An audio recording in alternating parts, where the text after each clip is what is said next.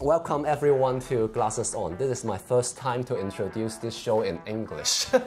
So it's Glasses On. And in Chinese, Cantonese, 借鏡集. So for those who have been listening to our podcast, it is the first time that you see it in English. You're on the right channel. Yes. Okay. And still, I am Hinson. Yeah. Okay. And here, right next to me is Kumi Masunaga. Hi. Kumi, I think I have met her since a few years ago. And the first time I met her definitely was in a drum jam. Yes. Yes, and that was a huge experience for me because I think it was the first time for me to jam with so many people. I thought it was like 60 or 80 individuals. Yeah, 80 or 100. Yeah, at the Fringe Club. Gathered in the room and do drumming, singing, dancing, the good vibe in central Hong Kong. And people from different ages, from different ethnicity, different background, different ability, whether they know music or not, they join together and they jam. Yeah. And it works. Yes. And it works perfectly. Yes. So perfectly. It is so a big moment for me to realize that, okay, wow, that is something here about drum jam. And that is what Kumi is doing for the past many years. Yes. May I invite Kumi you to talk a little bit more about what is a drum jam? Sure.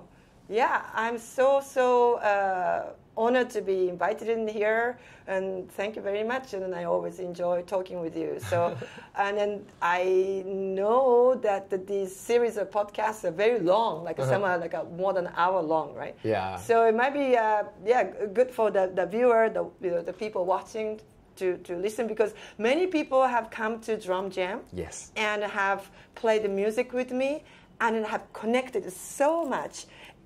But then, like, not many people have talked to me lengthily. Yeah. So, like, this is a rare opportunity to, to listen to what's inside. We have plenty of time to do that. You know, the longest interview that I have done so far is more than 7 hours. Wow, amazing. Yeah. So we have plenty of time. You can talk as long as you can. Yeah, so thank you for the opportunity. Yeah. Drum jam is a beautiful experience, just you described. People from different background, different age, different ability, they come together and they feel free to pick up any drums or percussion instruments because we have a variety of things, and then start playing and expressing and listening. It is music, but it's much more than music. It is a community building. It's a personal, like individual empowerment, a community empowerment. It is, for people to come together and create something much more than some of themselves, which is quite a happening things. And I live for those moments. It's just such a moment. And then, like, percussive music is a momentary. It's like a music is like a sound organized in time, right? So the percussion music is more so like you're almost like when I perform on stage or with a group and playing percussion, I feel like I'm riding on the waves of like now, because that stroke just goes to pass, like 1 second after. So and then everybody just experiencing that together. It's almost like, are you here together? Boom. It's a really powerful, it's a moving experience. And I'm very honored to have been given the opportunity by the city of Hong Kong to do this. It is my way to serve the community. I started around like late 90s when I moved to Lamma Island. And that was quite like an expat community there. Many young people from all over, Britain and America, Australia, Canada, like going into Lamma Island and found like a last paradise of them, British colony. And we had, such a, like that island, because there's no cars, Yeah. and people walk or bicycle, so like people bump into each other. It's just like an old type of village, and it created such a nice community. And then everybody was like, my friends were all young and experimenting and expressing. Many artist type musicians, they came and created such a scene. And then my boyfriend that time created a large teepee on the back of my house on the hillside of Lama. And then there, many people gathered together, bring their guitar or didgeridoo, drums, and it created such a vibe, that a very free spirit came together. And it wasn't, I wasn't like officially started this drum circle, but certainly those era put the seeds in there. It's the very beginning of the very prototype of the drum jams that you're now creating. Where did you learn that ability to get everybody moving or to move them? I think this is one of your very special character. I started my music journey very, very early.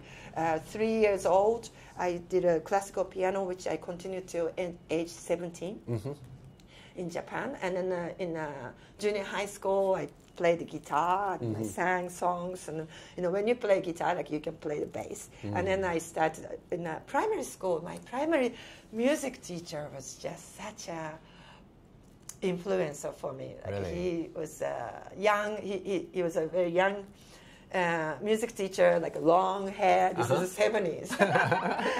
And he had his own jazz band and rock band outside of the school. And then, in my generation, we had lots of children. So the school, so we had one grade, like we have 6 classes, like so many. And then his music room was like 2 classrooms, like get rid of the wall. And then like we had so many musical instruments because while the school budget can only afford recorder and then, pianica and then, a little bit of marimba like that. He was a young bachelor, so he spent his salary and buying like a kid-size Yamaha Tama drum kit, and then let the people, kids to play like 5 different drum kit like that. Yeah, so it was in primary school. Yeah, primary school. So in the primary 5, like almost all students could play 8-beat. And it's like just like a game, like a game center, like a game. So we all enjoyed that. And then the P6, all students could play like a 16 beat, like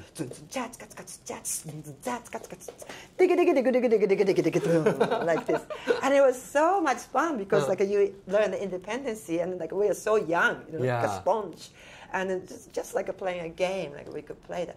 And then I also joined this music teacher's after curricular activity, and he arranged his music, and he was rearranging like Miles Davis tune to primary 5 and 6 students.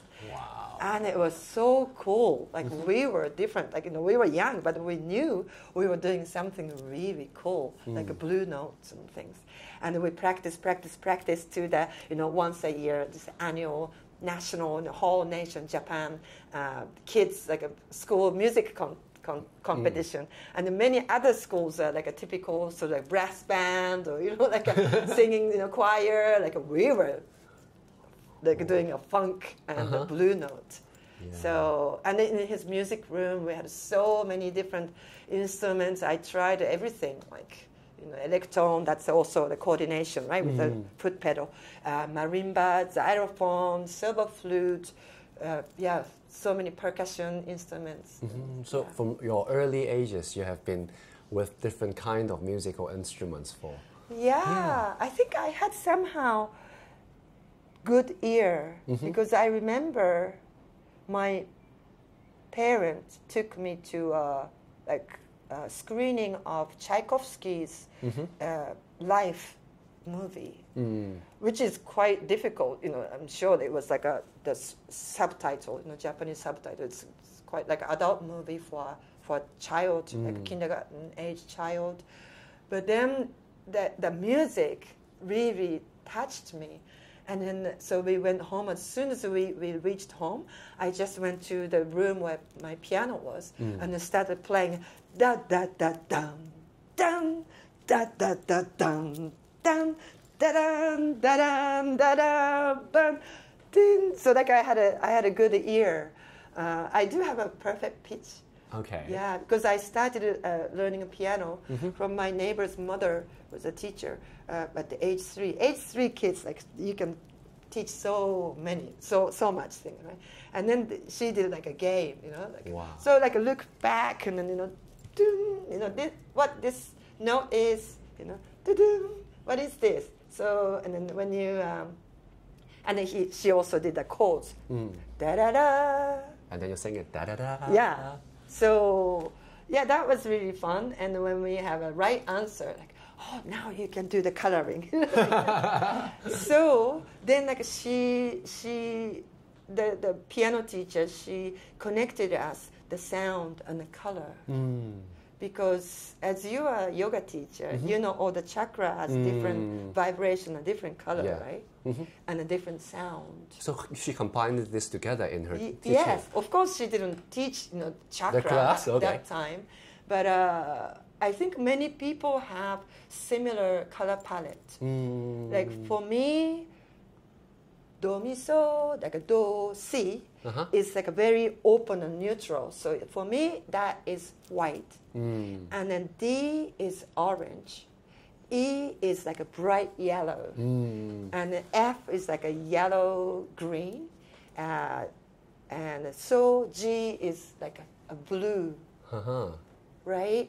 So, and then A is red. And so they have a color palette. And many people who have a perfect pitch have a very similar color palette. And that is that also corresponds with the chakra colors. So do you really, in your imagination or in your mind, you see those colors when you hear the sound? Yes, of course I do. Wow. Of course I do. Wow. Yeah. And then I think like Beethoven also, like, so that many those classical composers, they like, oh, we need a bit of more blue there. So like just kind of like a painting the. Yeah. From your experience, because I do not see that. Do you think that like through practice or through what kind of changes that can one person be more connected with the auditory and the visual? This perfect pitch is a good thing, but then you can only develop when you're so very, very young. Yeah, it's not impossible, but when you become adults, it's very hard to. But some people, like a professional jazz, musicians, they train. There's a method to train that. But do you think that helps you to further learn music or to develop your music ability with the visual ability to visualize all those sounds? I think so. So. Like when you play like a G major, for example, on the guitar or on the piano, da da da da da da da. To me, it's like a blue. It's a blue sky. It's a bit like that. So when in Hong Kong, I get given so many like amazing opportunities. The one of those is like a Hong Kong Japanese supplementary school, which is run by the Japanese Education Bureau for our children who were born or growing up in Hong Kong. They do like a Saturday school, the Japanese school, and then that school assigned me to make the school song, school anthem. Oh. And then I wanted to like Hong Kong sort of tropical, like a bright sun, like a blue sky. So I made that in the G major. Okay. Yeah. Yeah. Because the sound is the vibration, right? Yeah. Hit the eardrum, and then somehow that translated into our brain, right? And the color is also the vibration going to our eyes, and it's translated. So it's the same thing. Yeah. It's just that the parents and Translation, teachers, they don't teach children what's do, what's re, what's e, mi, like that. But then parents teach, this is red, this is pink, this is blue. No, this is not orange, this is blue, blue, right? So it's not by the essence, but by words. Yeah, if parents teach the sound, then I'm sure the kids can pick it up. It's a beautiful way to like close your eyes and see the whole picture. Oh, I just wondered, does it go another way, like when you look at the painting and then you have music come up? Yeah, it can come up like that. Okay. Like the school song.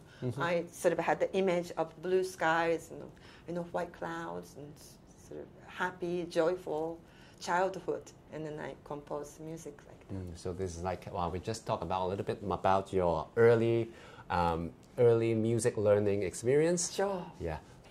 So then after primary school, that was like amazing experience. And then the secondary school, we have like a junior high and a high school, like a 3 year. And then we didn't have such like a big music room, but then we had a guitar club. So I joined the guitar club and I learned it. And then when you can play the guitar, like you play bass also. So, and then I started singing songs, and then continued on for bands, like all my sort of a teenage time. I was in a band, many bands, because I could play keyboard, I could play some band, I could play guitar, and some bands I could play the drum kit. So you moved from one band to another. So like a youthful, useful. And then like rock and roll, like heavy metal, or Japanese techno music, like Yellow Magic Orchestra with Ryuichi Sakamoto, that was happening. So like I was like right front there, playing those music, very experimental music. So continuing, and then after high school, I had no intention to go to university because my father. My parents divorced when I was 6. My younger brother was 3, and then luckily we had a grandma. My father's mother. She was a tough cookie too, but at least we had that grandmother, the female figure, mother figure. That. And then like, my father was sort of very self-centered, control. Like a very violent and things. So I wanted to come out from under his umbrella. And I wanted to become independent and then make my own money. And then I had no idea very much about the world really outside of the school. I wasn't surrounded by wise, like grown-ups. Mentors or... Yeah, my parents had a baby when they were like, 21 and things. They were still kids themselves. And then, so I got a business consultant job in the sort of Fifth Avenue of Tokyo because 5 days a week was just being introduced and the salary was good. How did you get that job? Oh, I did good in school, and then so I just applied, and then they picked me. Oh, so you were also good in school. I thought you would play many music, and people, when they enjoy very much. I liked school. You like learning also? Yeah, I liked learning. Wow. And then so I got a business consultant. However, I realized that world is quite, in that time was very men's world. I was hired to admin department, but then what I did was serving tea and changing ashtray. Those days, people put smoking cigarettes in the office. Yeah. So then, I was just so, bored I was to death. Very bored, and then, I wanted to do something more, I wanted to bite into something, I wanted to learn something, and I wanted to become useful to the society. So I was just, at the end of every day, I was crying, I didn't do very much. So I didn't last there for 3 months. And then my boyfriend at the time was a guitarist of my band. He was working in fashion, the Japanese fashion in the 80s. It was really going, a London collection, a Paris collection, New York collection, a Tokyo collection. That it was that time. And then, I saw that the chief designer is female, so it's not all men's world. So I joined fashion industry, but then soon realized that only a handful of people can do a real creative work. So what did you do when you in that moment? And then so I was working already studying fashion in a night school, and then working in a small sort of fashion brand company, and then I became a friend with this stylist. Japanese lady, and she went to New York and she married, and then she came back to Japan, and then she said she's looking for somebody to sublet her flat because she got pregnant and she wanted to deliver her first baby in her maiden home in Japan. Okay. And then I was like, yes, me. So I went to New York and stayed in her and her husband's apartment. They're both in Japan for 3 months. It was beautiful summer. So you went to New York. So I have job. So I quit that fashion. You quit the job. Yeah. Okay. Fashion company. And then also my relationship with the guitarist man finished. So it was good timing to just, okay, I go. So, I go for adventure. It's kind of a brave decision. Yeah. Just leave everything behind and go to somewhere that you have nothing you know about. Yes. Yeah. But I have a very good adventure spirit inside of me. Yeah. I mean, that brought me to Hong Kong also. And then when so tell me more about your New York experience. New York was just amazing. And then, of course, I prepared my English, Okay. But then, studying English in school, It takes time. we only study for junior high and high school, so 6 years, and from Japanese teacher, right? Yeah. So I really watched my years being in New York. It was New York accent, but I just really be there.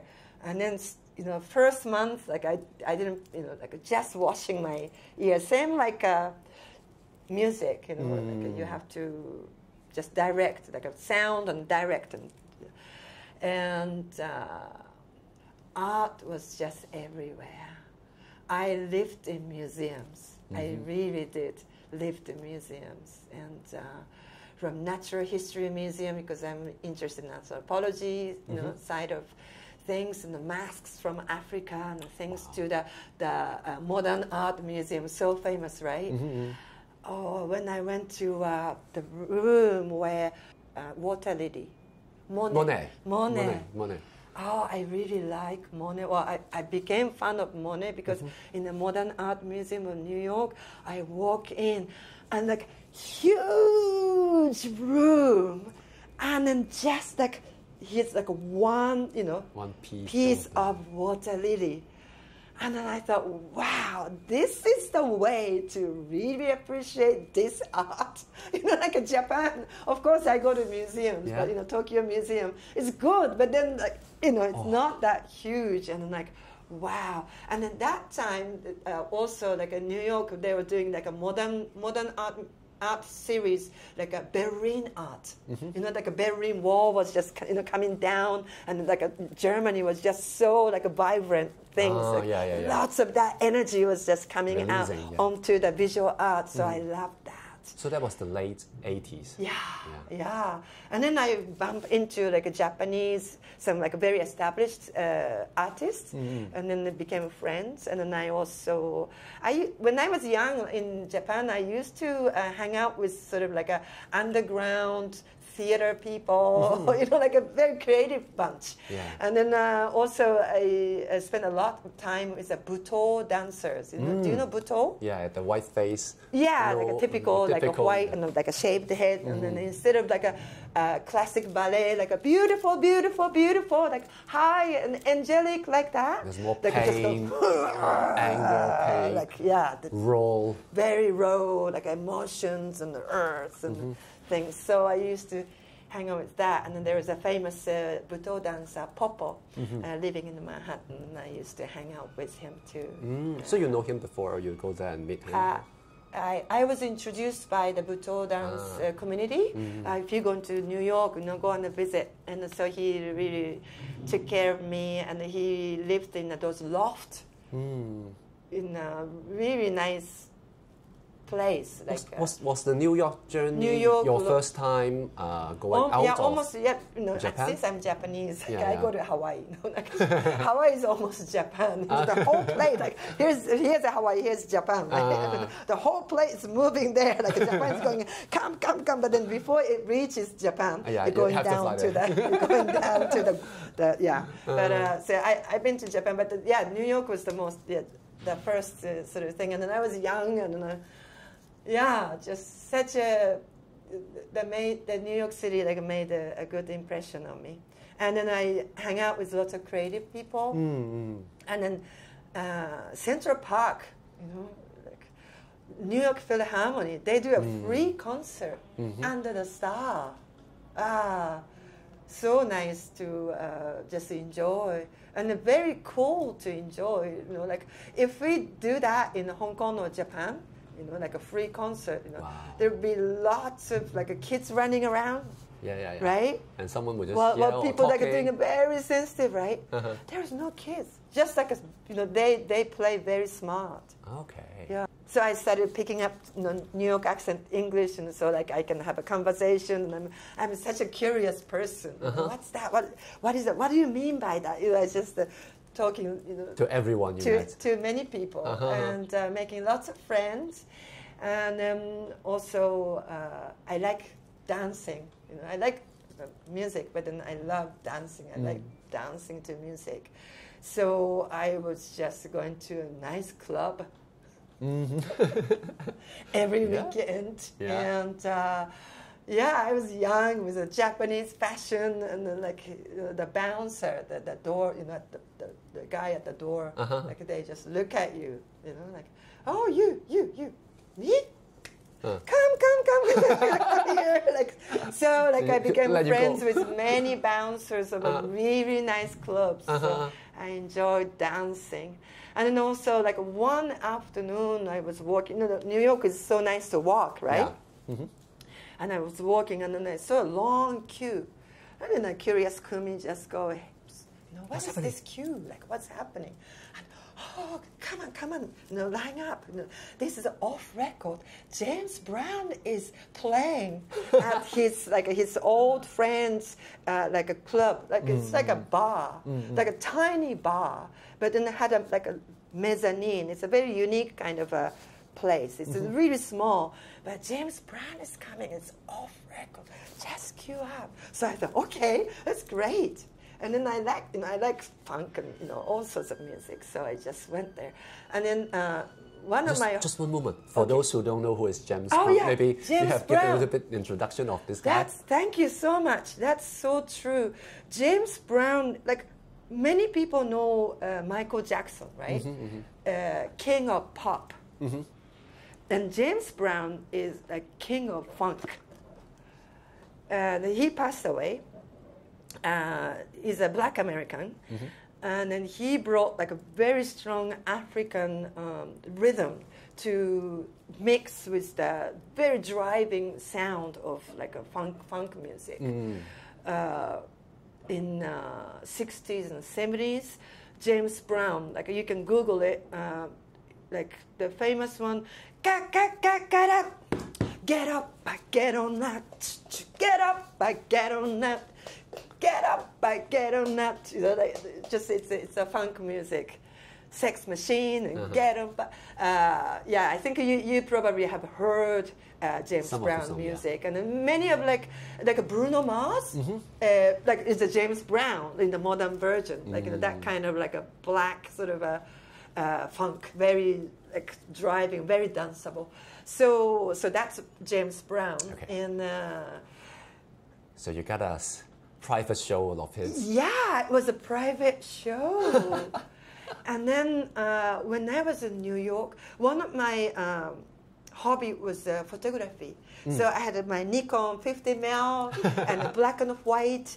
I was taking like lots of old New York scene. And this is a New York City in Manhattan in the late 80s. Like the city was covered by like a very funky and dangerous too. New York City was quite dangerous. Do you still keep those photos? Yes, I do. Yeah. And then I used to, for black and white only, I used to print by myself too. So I was really into photography. And so I had my like a Nikon camera, and this Japanese young girl, is a fashionable Japanese girl, just came in. And then just like those like a bouncer of a prestigious nightclub did, some people said, hey, you, come front, come to the, you want to take a photo? Come to the front. And they all kind of pushed me to the front. It's so amazing. Yeah. Sometime in life, just like there's a wall, and there's a wall to everybody. And like when you go there, if it's meant to be, there's like a door appears and it just open and then you just go in there. It was just that kind of moment. Yeah. And I was like, really? Really? You know, I'm not that tall, so I'm not blocking too many people. Then there's a mezzanine and people are up there too, and a stage. And then, oh, thank you very much. So I started taking, oh, James Brown, his bands. Gosh, that... First row. yeah, because it was small club, and many people came in. And then, like, if you're James Brown, I was literally there. I was like standing here. Really, what like an I was just right here, and he just is very energetic in the stage. And then when James, you know, he's sweating, and then we're dancing like this, and he's sweating, like this, and then like I just get his sweat. And showered. Oh gosh, like, you know, after that, I've never been the same. It really changed me. Like the From what perspective funk just came into me. And such a thrilling show. And James Brown, like, he passed away already, but he is very famous that, you know, so many musician wants to play with him, right? Yeah. I mean, so many people wants to play with Michael Jackson. Definitely. So like audition, and you get there, right? And then so James Brown's musicians is just like that too. And then James Brown, like he expected the band to come with him. So like when he just like you know, he just sing the first line, then the band must know what song that is and just go there in such a tempo. Wow. And then I could feel that thrilling, you know, like what's coming next kind of thing. And then the beautifully dressed this black female singer sing a soulful, it was amazing, yeah. And then also it was like a direct transmission of sort of a Black American music, very soulful, gospel-like, you know, the repetition of the music, very hypnotic music. That, of course, it's coming from African slavery. Yeah. And then, you know, that time I did not know that I would visit those like a slavery place, such as like a Senegal and Ghana. You know, James Brown, the name, like a Michael Jackson, right? Those names really tell how the slave trade went.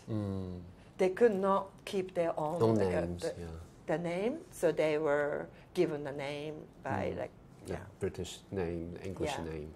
Yeah, so it's all history. But New York is amazing. So, and then after I came back, like after 3 months, right? 3 yeah, months stayed there.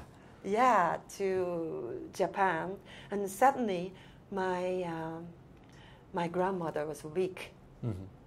And oh, by the way, I went to New York after my father died. This very controlling father died. He died when I was 20, and then this thing came. You know, would you like to come and house sit our apartment? So, it just came in such a good time. Your dad passed away. You broke up with your previous boyfriend, and your job is so not interesting. Not so creative. Like I thought the fashion industry would be creative. And then you got the chance to go to go to New York. That's definitely a yes. Yeah, in the flow. Yeah. And then after I came back from to Japan, my grandma was like suddenly weak.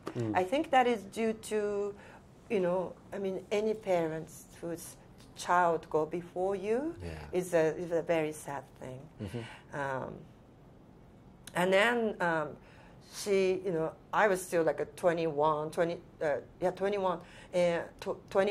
and then my brother was still a high school student. So my grandma said, you know, I don't want to trouble you. You know, please find a like old nursing home and put me there, and I'll be just fine like that. And then now the Japan is the society is catering for the elder population, but this was like a long time ago, and not many were in around our area, in a suburb of Tokyo. So, but we found an old nursing home, but like 3 hours by train. Wow. It's very far away. But my grandma said, yeah, it's okay, you know, I don't want to trouble you. You have all the future, you know, things. And but then But then one day before that day that my grandma moved to that old nursing home, just my whole being said, no, I cannot do that. I don't want to do that. So I just it was very impulsive, and then I just give the designation to the fashion brand company. And then after that day, I stayed at home, and for nearly 2 years, I looked after my grandmother.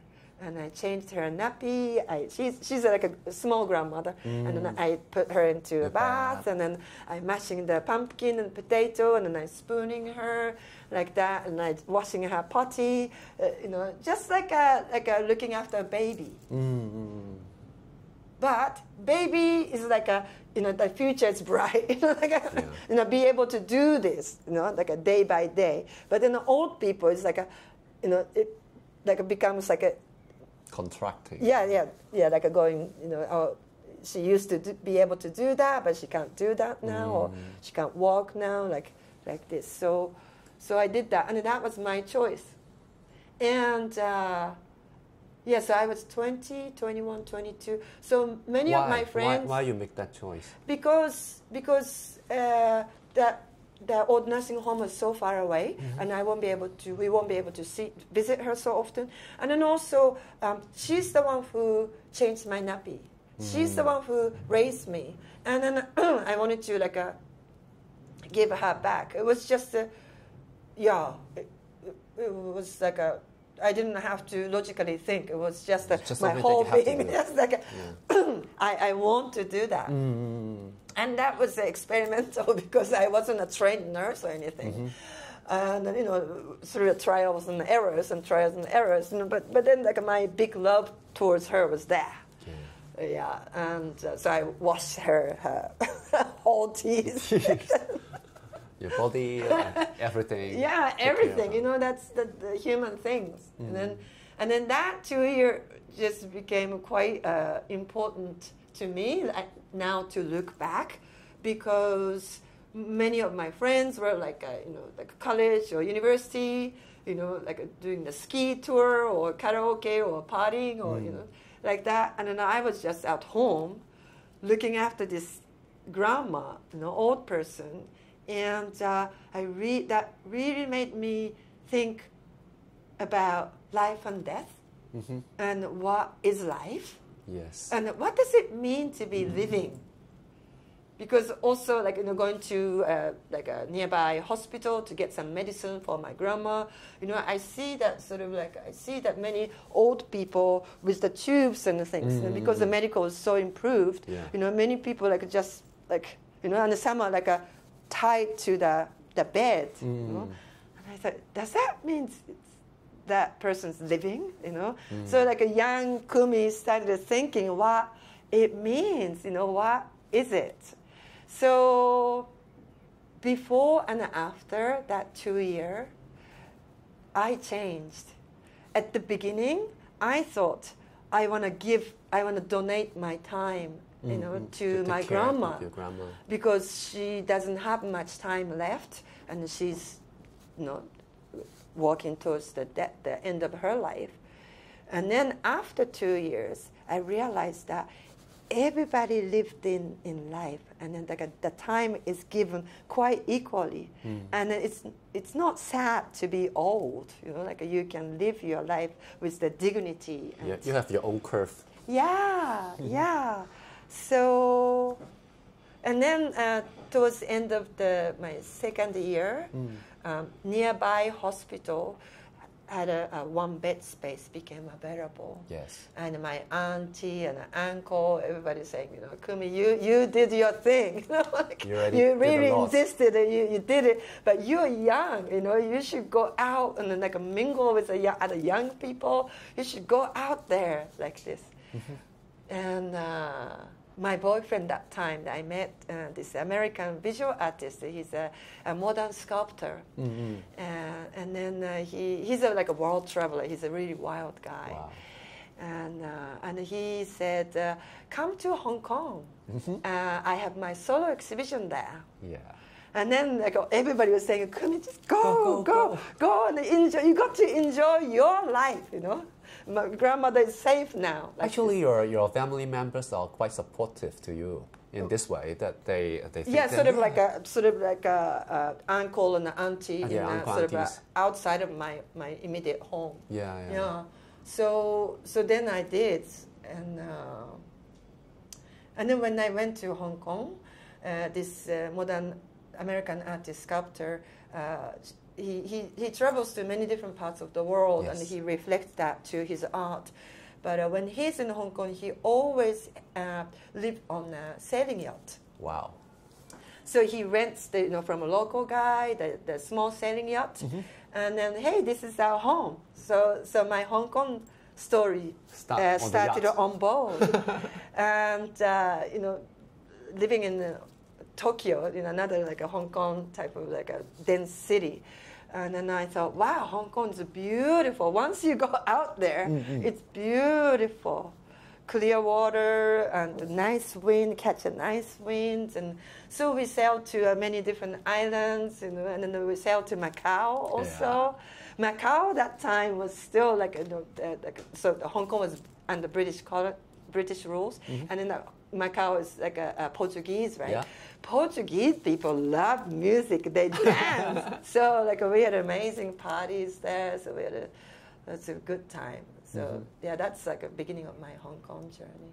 So you did stay after your first visit to Hong Kong? Yeah. So then I thought, and then I made lots of friends, and then the sailing boat was often anchored in Yun Shu Wan, the bay of Lama Island. Yeah, Yun Shu Wan. Okay. Yeah, and then like lots of like similar, 20s and the 30s. Like expats were there, sort of hippie people, or bare feet walking, sort of. And then it was a nice community scene because we bump into each other, we exchange our names and our hopes and dreams, and then we have a drink together in a pub. Like that, and then we used to do like a Christmas, annual pantomimes, or beach sort of festival, and live bands and the things. So I fit there, right in. And then I was in. Do you know Chris B? Yes. Hong Kong Underground. For sure. I worked for her sometimes. Oh, you do? Yeah, when I was in university. Okay. So I do it as her internship. Oh, great! Yeah, like half a year, I think. She's she's amazing, right? Yeah, she's still doing a very strong Hong Kong Underground, supporting the the amateur bands, like some French artists. She's so great, supportive. The support she did to artists during the COVID was like unforgettable. Yeah, and so I joined for 1 year Chris B's sort of a British guy, girls band, a punk band called the Sisters of Sharon, and I played the keyboard, and some tune I played a drum kit, and it was really fun. And then after that, I joined Mothership, with an 11-piece funk band with a silver flute and a saxophone and 4 lead singers. It was a big band, and then we collaborate with the DJs, and we created some like a really nice night out events and things. So Lama was very, very enjoyable. So for those years, you are basically immersing yourself in music. Yeah. Things. Yeah, so my family going, go and enjoy, and I said, thank you, and then I didn't go home. You didn't go home? How often do you go back to Japan? I didn't go home maybe for 3 years. And then also, Hong Kong is a great hub for, it's a port town, so like travel to others. Like a shoestring backpacking to Indonesia, Malaysia, Thailand. It was amazing. So that was the exploring years for you to check out Southeast Asia, different places, what cultures. What is possible for me? Yes, I think many people, foreigner, they come to Hong Kong and see what's possible for me. Yeah. Some become an English teacher, some go into the finance, some, different. But then I found my voice, which is the rhythm. So which chronologically we connected the dots back to the teepee, right? From here? Yeah, that's right. Yeah. So Lama Island, the teepee, and then, so we were all experimenting. Creating. Yeah, and at that time, in 1992, we were invited, because I'm Japanese, and I contacted Goodall, you know, the Japanese, very famous taiko group called Goodall, lives in Sado Island in the north of Japan. And they do an annual music festival called the Earth Celebration. Yeah. And they feature some, like, you know, drumming groups from all over the world. And then I asked them, you know, can we bring TP and do like a free jam session? And they said yes. And then one of our members, you know, from Lama Island, his dad was a Cathay Pacific cargo, like a manager. Okay.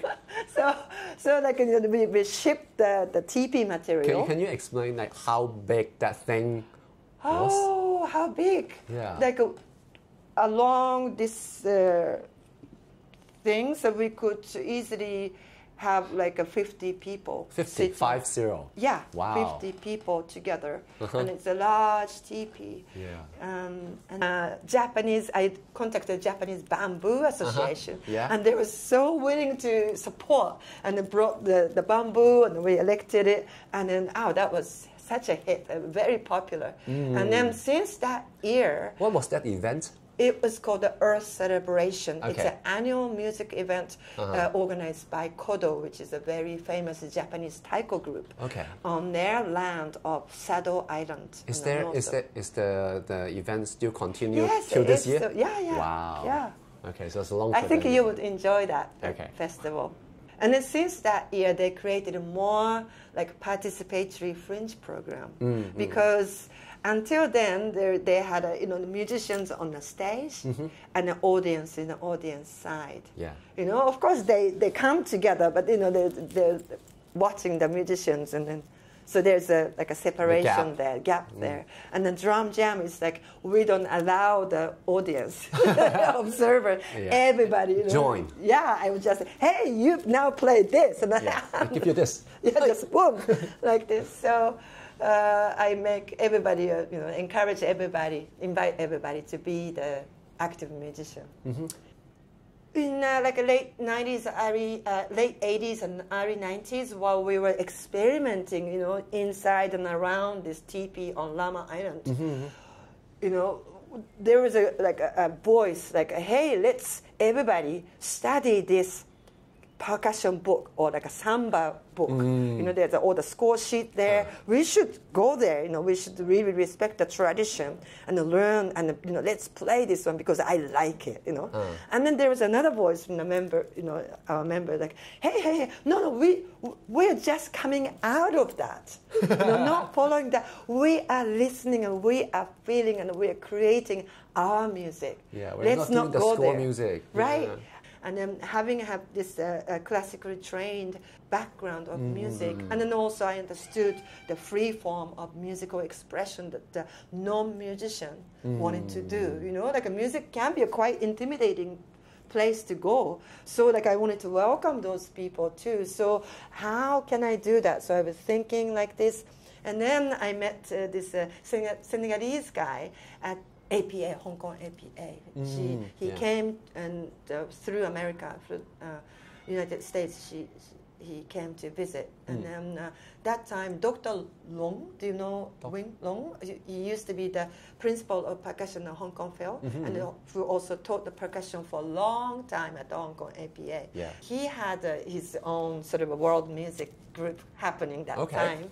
And so I joined, even though I wasn't an APA student, but in the percussion department, which he was. But he welcomed me and some of my friends, the Lama friends, to join, and we were learning some West African music. And then this Senegalese guy came to the performing arts of Hong Kong. And then we played, and he taught us some rhythms, some songs. And then I told him about Lama Island. And then he said, oh, I want to go on a visit there. I am from an island.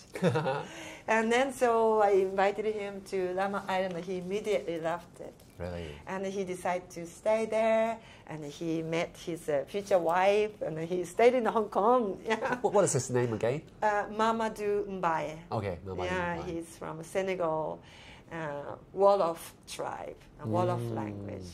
And he's a linguist.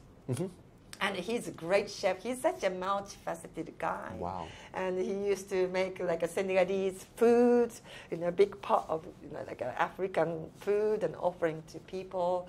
And he made many friends in Hong Kong too. He stayed in Hong Kong for a long time, right? Very long time. Okay. Yeah. And he married to one of my friends, a Japanese lady who's a fashion designer very established in Hong Kong. And they now both live in Japan. So can I say that Mamadi kind of introduced you formally to Africa and African music formally? Because I think before that you know some bit here and there. Yeah, some bit with the Dr. Long, Hong Kong APA. Yeah. And then also that time, big, I think LCSD brought African group for a concert. It was a big concert. It was, I still remember because I bought a CD after the concert. It's called the Africa Oye. And then that introduced many groups from Egypt, like whole continent of Africa. Wow. Like Egyptian music, Moroccan music, Guinean music, South Africa, Chad, Tanzania, all of that. And it was called Africa Oye. So like, you can listen to the taste of things. And then when the Guinean, the West African djembe music group came, it was incredible with a dancer. And then my boyfriend, who made a teepee at that time, he said, like, compared to these people, I feel like I'm a piece of wood. It's just so, like, a rhythm moves and attached to me. And then in Hong Kong, because like compared to my country, Japan, to just like, wow, I'm so moved. I want to go and talk to the artist. But in Hong Kong, that's possible, or maybe then that was very possible. Like I want to talk to the artist like this. So I just go there and I introduce. After the show, after the show. So and big like a djembe, follower there, and then like a acrobat, the dancers, like they move like a. Faster than the Olympic people. Amazing, very thrilling, just moving, such an energy and a big smile, just so joyful and happy. And then so I wanted to go and talk to, and then because, I already played djembe at the APA. So I introduced myself and then I play djembe. One of the guy, like a solist, said, "Show me your hand." Like this. And he was, "Show me your hand," and like his hand was just caresses everywhere. His hand was just like a fit. Yeah, the thick skin. Yeah, like wow, man, because they play like they walk. They sing like just like the music is just everyday life, and it's ingrained on their body. Embodiment totally. Yeah. So then like wow. Like I want to come and visit you. So like come and visit us in Conakry. So what a nice sounding name, Conakry. So Conakry is the capital city of Guinea in West Africa. So I remember that Conakry. I will get there, Conakry. So when Mamadou said, I'll go to Africa, like Senegal, I will introduce you, somebody will come and pick you up at the airport. I thought, great, I just jumped on that. And then there I met another, like a common friend, like my Japanese friend who married to a Guinean guy, was doing sort of like a drum music tour. And then I thought, wow, and then after Senegal, you're going to Guinea? You're going to Conakry? Like, can I join you? And I said, sure. So again, like I just went there, solo trip. Not knowing anybody, and then just like there was a wall, and it's a wall for most of the people, and then like I just go, hey, the door appears, and then just the door opens, and then I just go there. Yeah. So Africa was amazing. My very first time, I still remember like I slept, like, and then like the next day, just like everybody. In a city, just lots of people, but everybody's black Africans, of course. But I've never experienced like that, and I'm I'm Japanese, so like I'm a sort of a yellow, but then like for them, I'm a white. Yeah, it's like the color.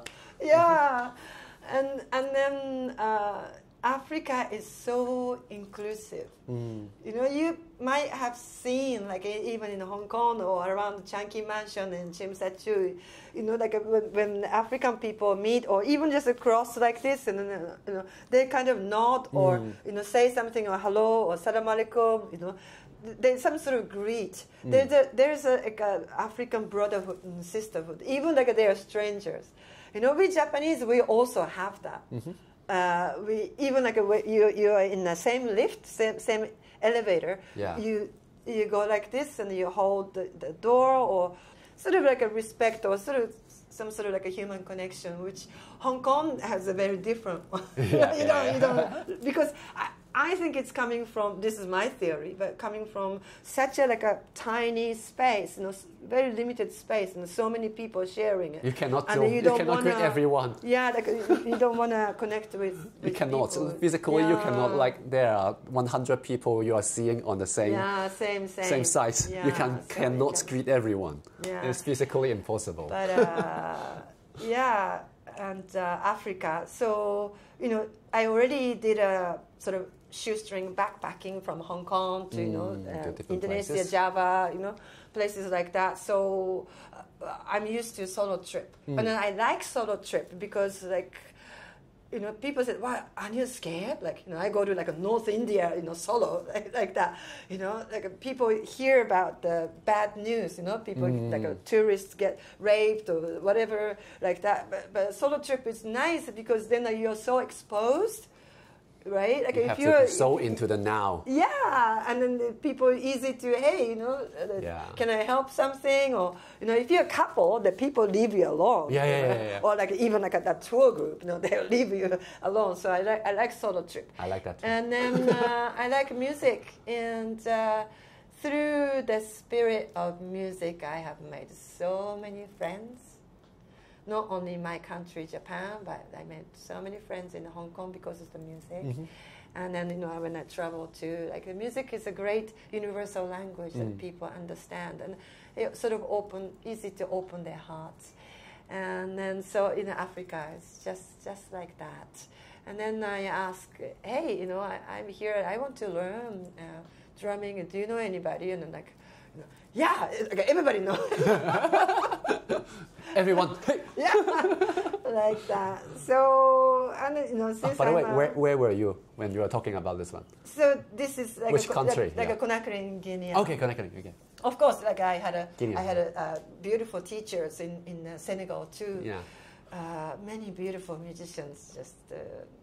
So in Conakry, I found a solist, like the premier solist of National Ballet Joliba, which is like a Guinean, like a national ensemble. And he became my private teacher every day, and we just sit there outside and then play, and then take a break and then play, and then we always have a bunch of neighbors, kind of like they're all very curious. And then so I needed somewhere to stay, not too far from his place, so stay at our place. So like a neighbor just opened up their house. Okay. Yeah, Africa is like that.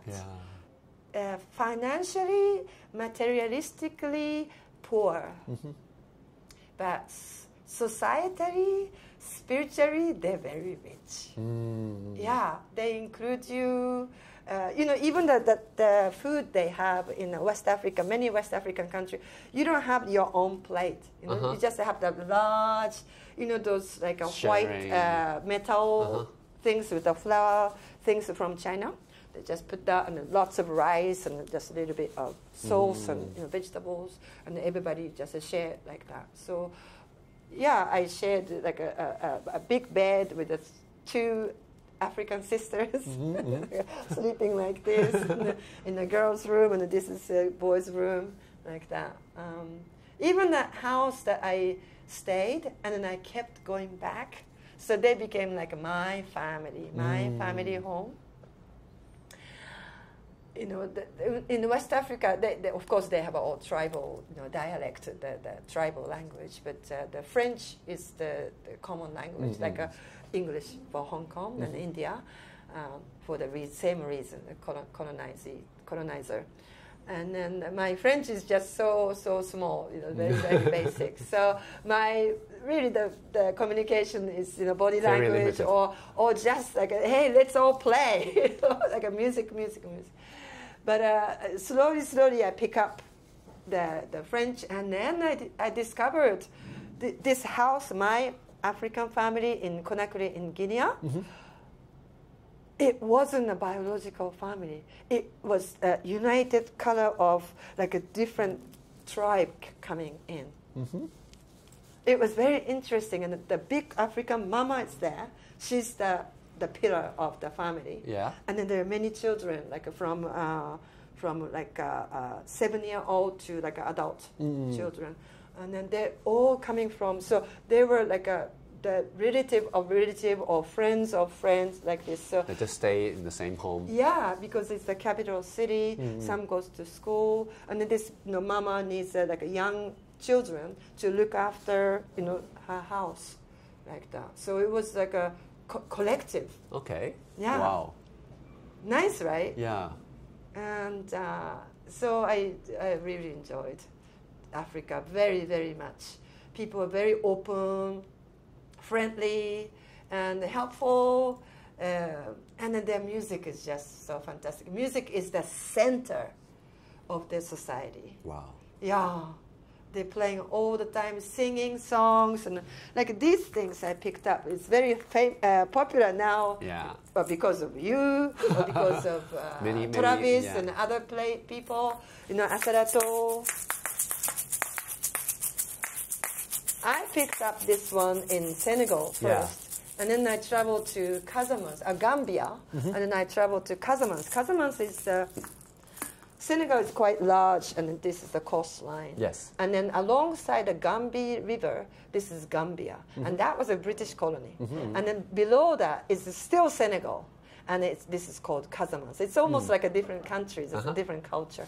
But yeah, when I first saw that, one guy playing this, and then I just like stood up and jumped off from my chair and start dancing because it's just so funky, so groovy. Yeah. And then I thought, I want to learn that. And so, you know, so he became my sort of private teacher every day. Asarato teacher. Just Asarato teacher, like this. And I believe that most of African music, because in Africa, in general, they didn't have a written language, so everything was orally passed down.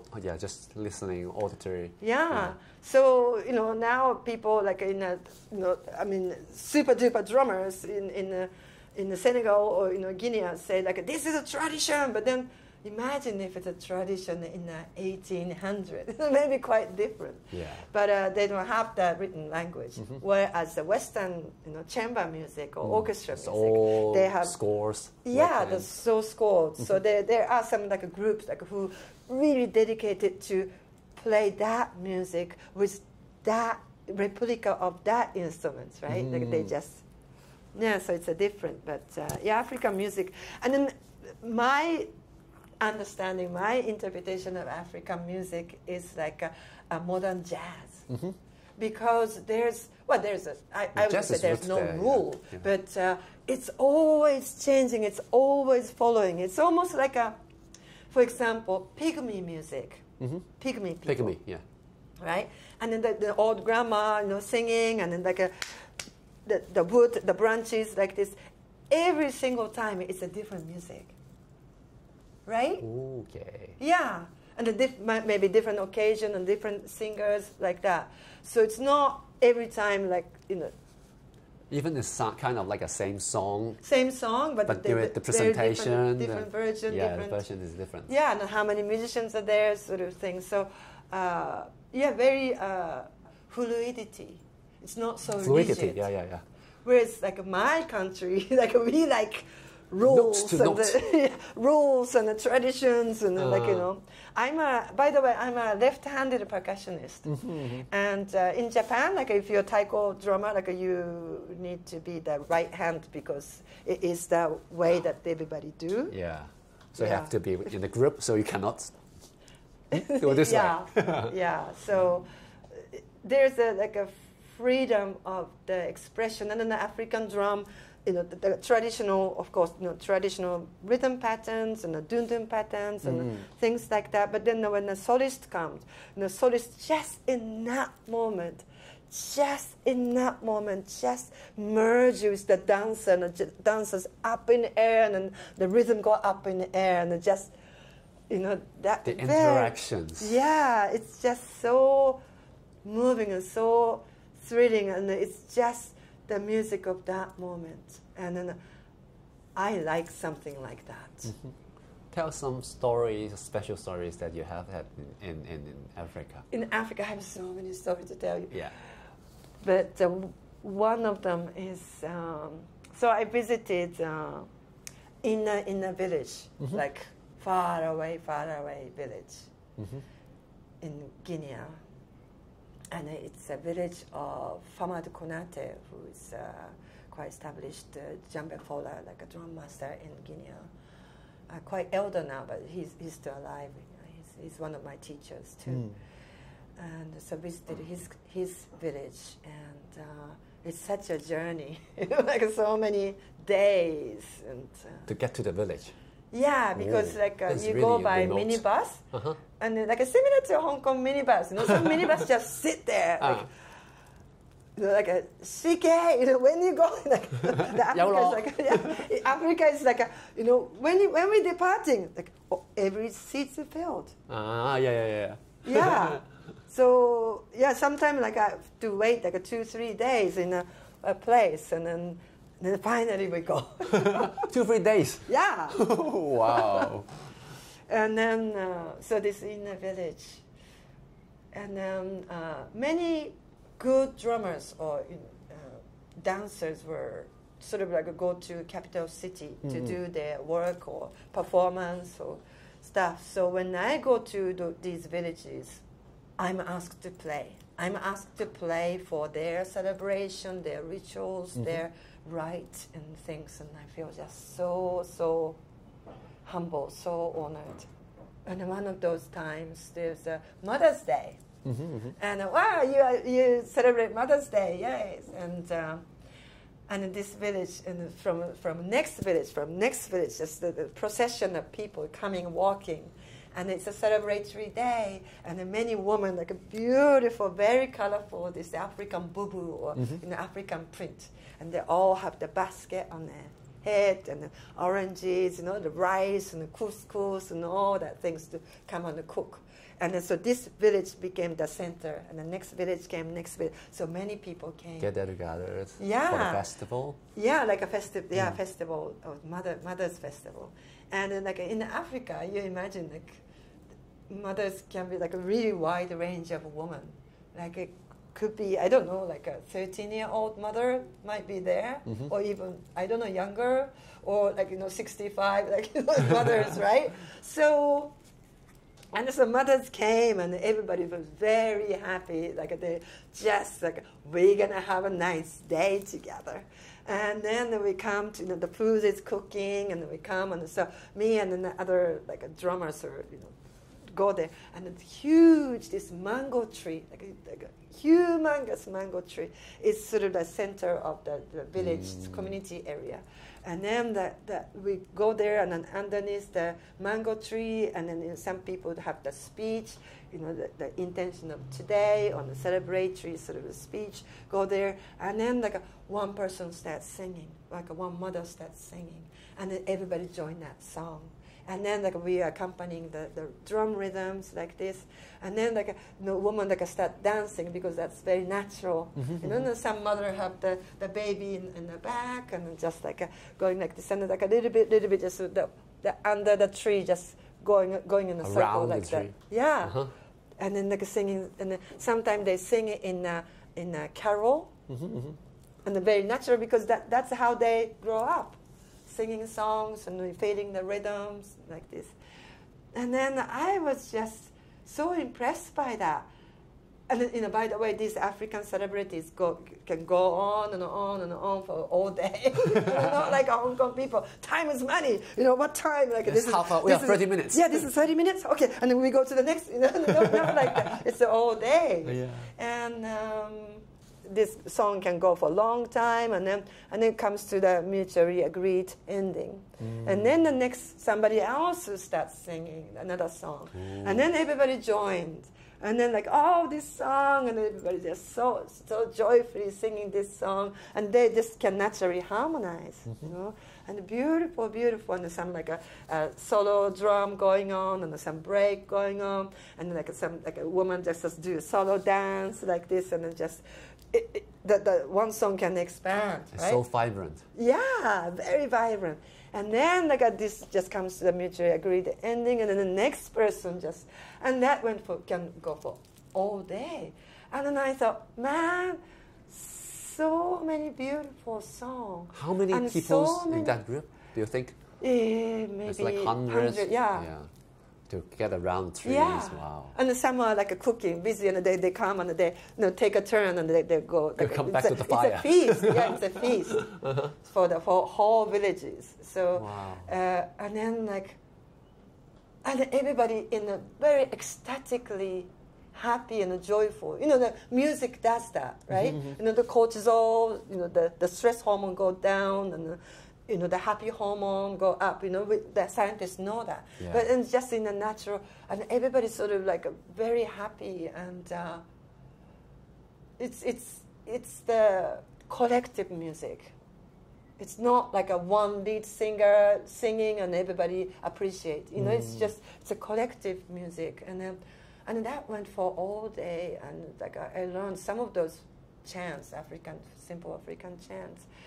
And then I thought about my mom, who earlier on I told you my parents divorced and she was outside. But then we met each other when I became 20, which is an adult age in Japan. And then she didn't remarry. She has a long-term boyfriend. This is too much detail. But my mom still this day works at the accounting firm in Tokyo. Today? Yeah, she retired once, but then young people resigned, and the boss called her back. Can you come back? So now she's in her 80s or 90s? Yeah, 80s. 80s. 82 something. She's still working, but then she's a office Tokyo business lady with the business suits, and then living in apartment block building in Tokyo. And I thought about her, and then what a different life. It's totally different. Wow. Yeah, and then I just wonder how many female friends my mom has to share a song or two or three, or how many friends that she has to come and have the feast like this to celebrate something together, and then as a group, very elated, very, This collective experience is very seldom in city, I think. Yeah. Collective, celebrative, and also aesthetic experience is seldom. Yeah. In cities, I think. Yeah. I thought, wow, I want to bring this back and share it, with people in Hong Kong. I mean, there was one time, it's a long time ago, many young people committed suicide, do you remember? Yeah. And many parents in the front of Sogo in Causeway Bay, they demonstrated to the education bureau or something, can you just make the education, something about it, our children are jumping off the building. You remember that? Yeah. That becomes the headline for several months. Right? Yeah. And I thought, I want to bring some of those young people to hear, so inclusive, whatever the skin color, doesn't matter, hey, eat with us and just sing with us, like that. And so I thought, like, this kind of community music, this kind of connection is very much needed, like in the modern era now, the 21st century, and a very stressful city life, right? Urbanization is like a unstoppable. You know, it used to be like, China is becoming like urbanization so much, right? It used to be like a rural village, but you know, the convenience, and, you know, the young people go to the city and get the jobs, and if they get the job, they get the salary. So they rent apartment, they need to pay the rent. It's in the fixed cycle. Yeah. And I see that the old village, you know, like a rural village of Africa, I had just so much to learn. And very touching. Another story is one time, you know, this, my teacher, RHYTHMS, my teacher, and then he always have like a musician friends because he's the premier soloist, the musician friends. And then this, what's it called, ngobe? Like this big gourd, you might know, and then like have the metal sword, and it's a bit like this, but Mbira. Mbira. Yeah, Mbira, but they called it something else in Guinea. And then the musician was this the big gourd, and then the metal sword, and he's like a musician, like all type of musician who tells stories from singing.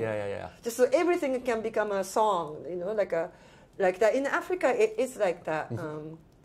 My teacher was late for my kind of like a lesson, you know, just me and him. And then I was waiting, and then waiting, and then waiting. This is before mobile phone and anything, right?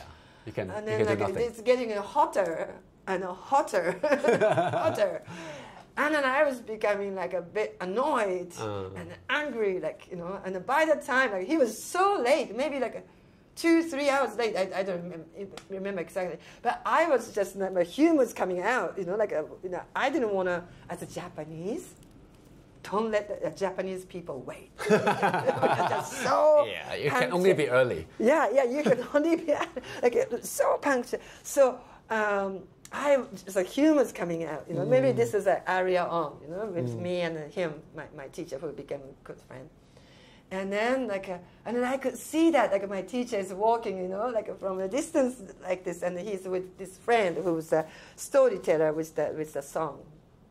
And they like two people with the big smile, like a green with the white teeth, you know, like just smiling and like singing about Kumi, you know.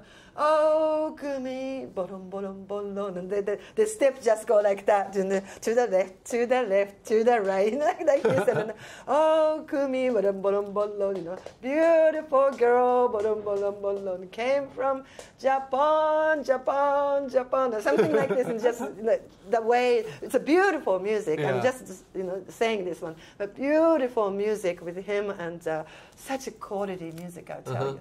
And then just going like this, and then just like the charm, just like a griot. Have you ever heard of a griot, right? Like a storyteller, the musician. It's the same caste in Africa. So the griot just coming towards me, and like such a big smile. And by the time, slowly coming to the right and to the left, so I can hear the music. By the time they reached me, I had to smile. All anger vanished. Yeah. So that was the instant music therapy. Yes. I was therapized by these two guys. Otherwise, I'm just like Kumi, you know, a strong woman just go, wow, like, so what are you late, doing so late? Don't waste my time. You know? But then, like, hey, just like, let's chill, like, no big deal. Like, what was that song, by the way? Can I learn Can I learn the song? the curious Kumi. Yeah, just Africa was just so like that. Another story was like from Dakar, which is the capital of Senegal. And then people told me about this beautiful place called the Casamance that I told you. This after Gambia, there's still Senegal there. At the south. That area is called the Casamance, and then I wanted to go there. There's a big ferry, not like a Lantau ferry, but huge ferry, like the cargo in there, potato go in there, and the cows and the goats go in there, and then the human go in there, and then there's the many room. levels. Yeah, rooms. many levels, like a huge ship. Like a cruise. Yeah, like a cruise. Yeah, right. But then it has all sorts of smells. Yeah, I can tell. Yeah. So I got in there, and I got myself a nice room up there, like a little bit like a Titanic. Okay. And then so I had my own private room, and then I thought, curious Kumi, I just go down there, and sort of like not a food court, but the people just go and eating, and then the TV going on, something like people sitting on a bench. And then I learned this one from my Senegalese teachers. So I was still kind of practicing it. And then so I thought, I just practice, and then, singing the African chant that I learned. And then suddenly people come, it's the music, and the people clapping, and then joining the chants, and then other musician comes, and just I made such a scene, and everybody very happy, and it's not like you're Japanese, you're not the culturally correct. Belong to the culture. Yeah, just like everybody, and then kids, and babies, and old people just come, and then so everybody have such a nice. You initiate the crowd. Yeah, nice afternoon like that. So it's always even when I'm on the land. Waiting for a minibus or a bus to come or bus to fail or something, and then I'm practicing, looking at my notes. I'm Japanese. I really enjoy learning, and then practicing or singing songs, and then just amazing musician comes. And one very old African man came. I think it was in Senegal, and then a sort of a plastic. Container that maybe car oil can go in, that kind of thing, like a milky white color. And then that is the body of his 3-string instrument. Oh, okay. And he's such a singer. I mean, in Africa, many people storyteller. Griot. Griot is the sort of caste. If you're born in Griot, then you tell a story, singing story. Even when you attend a marriage celebration, a wedding. Griot people are there, just a long time singing. And I asked my friend what they're singing about. They sing that this bride is a beautiful bride. Bride is a woman, right? Yeah. Bride is a beautiful, beautiful woman, and she's just so beautiful inside and outside, and she has a very beautiful heart and a very kind just a praising, and then this one, right? because her parents is like that, and so start praising the parents, and who remembers her grandparents, and so so a whole village just very celebratory occasion. So music is everywhere. Music is really the center. And one time, so like this, I got so hooked by Africa. Not only the music and rhythm, of course, that's the main thing for me, as a musician, but this kind of a human interaction and connection and discovery and thinking what's possible for Hong Kong, or that just kept me going there. So I went there. At the time you were traveling back and forth Hong Kong and Africa like that? Or? Yeah, I did, but it's a very long journey. Yeah.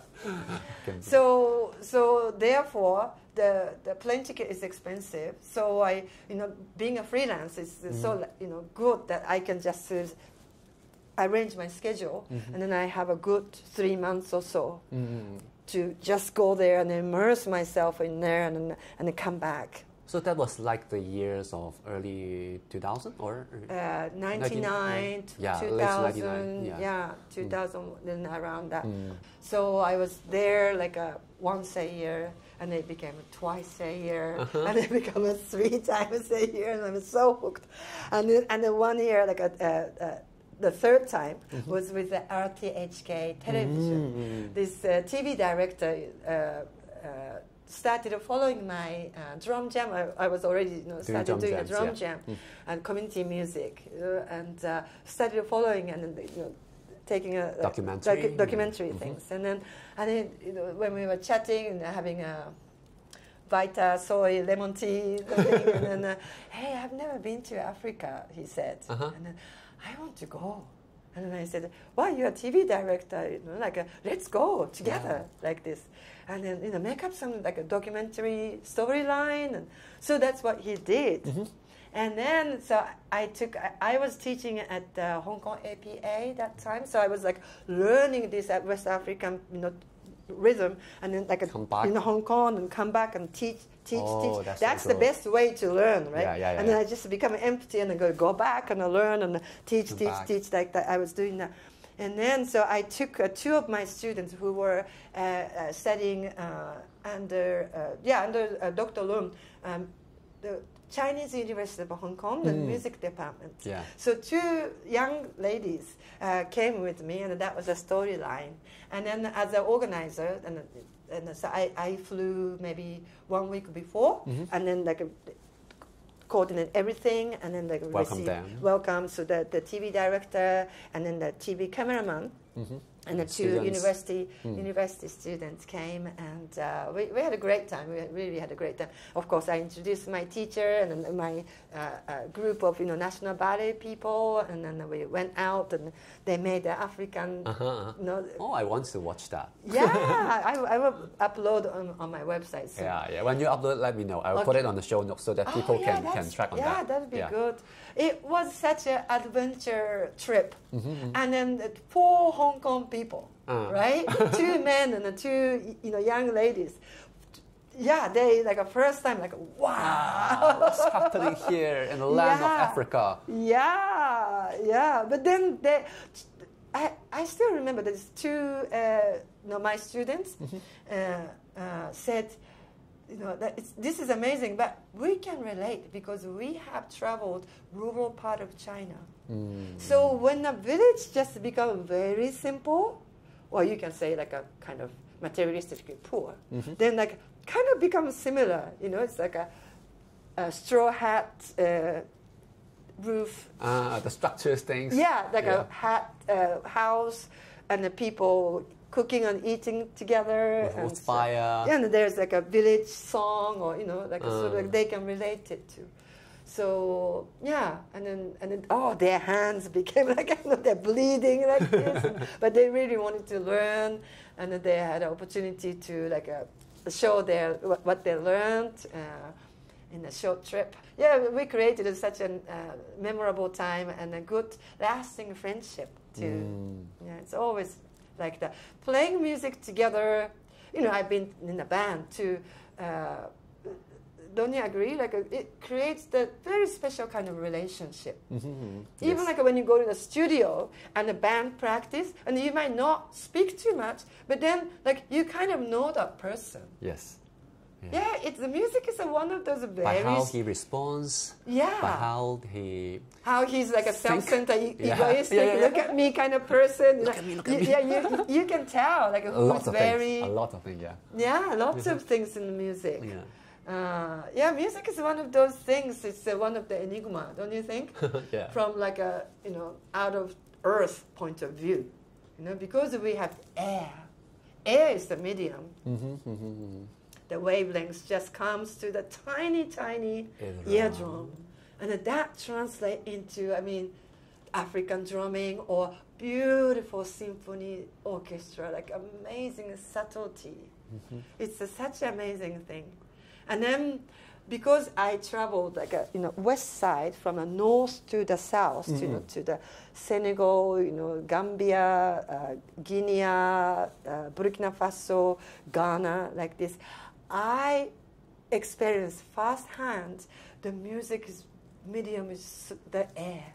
Because it's the north in the Senegal, the Sahara Desert is going bigger and bigger. You know that, right?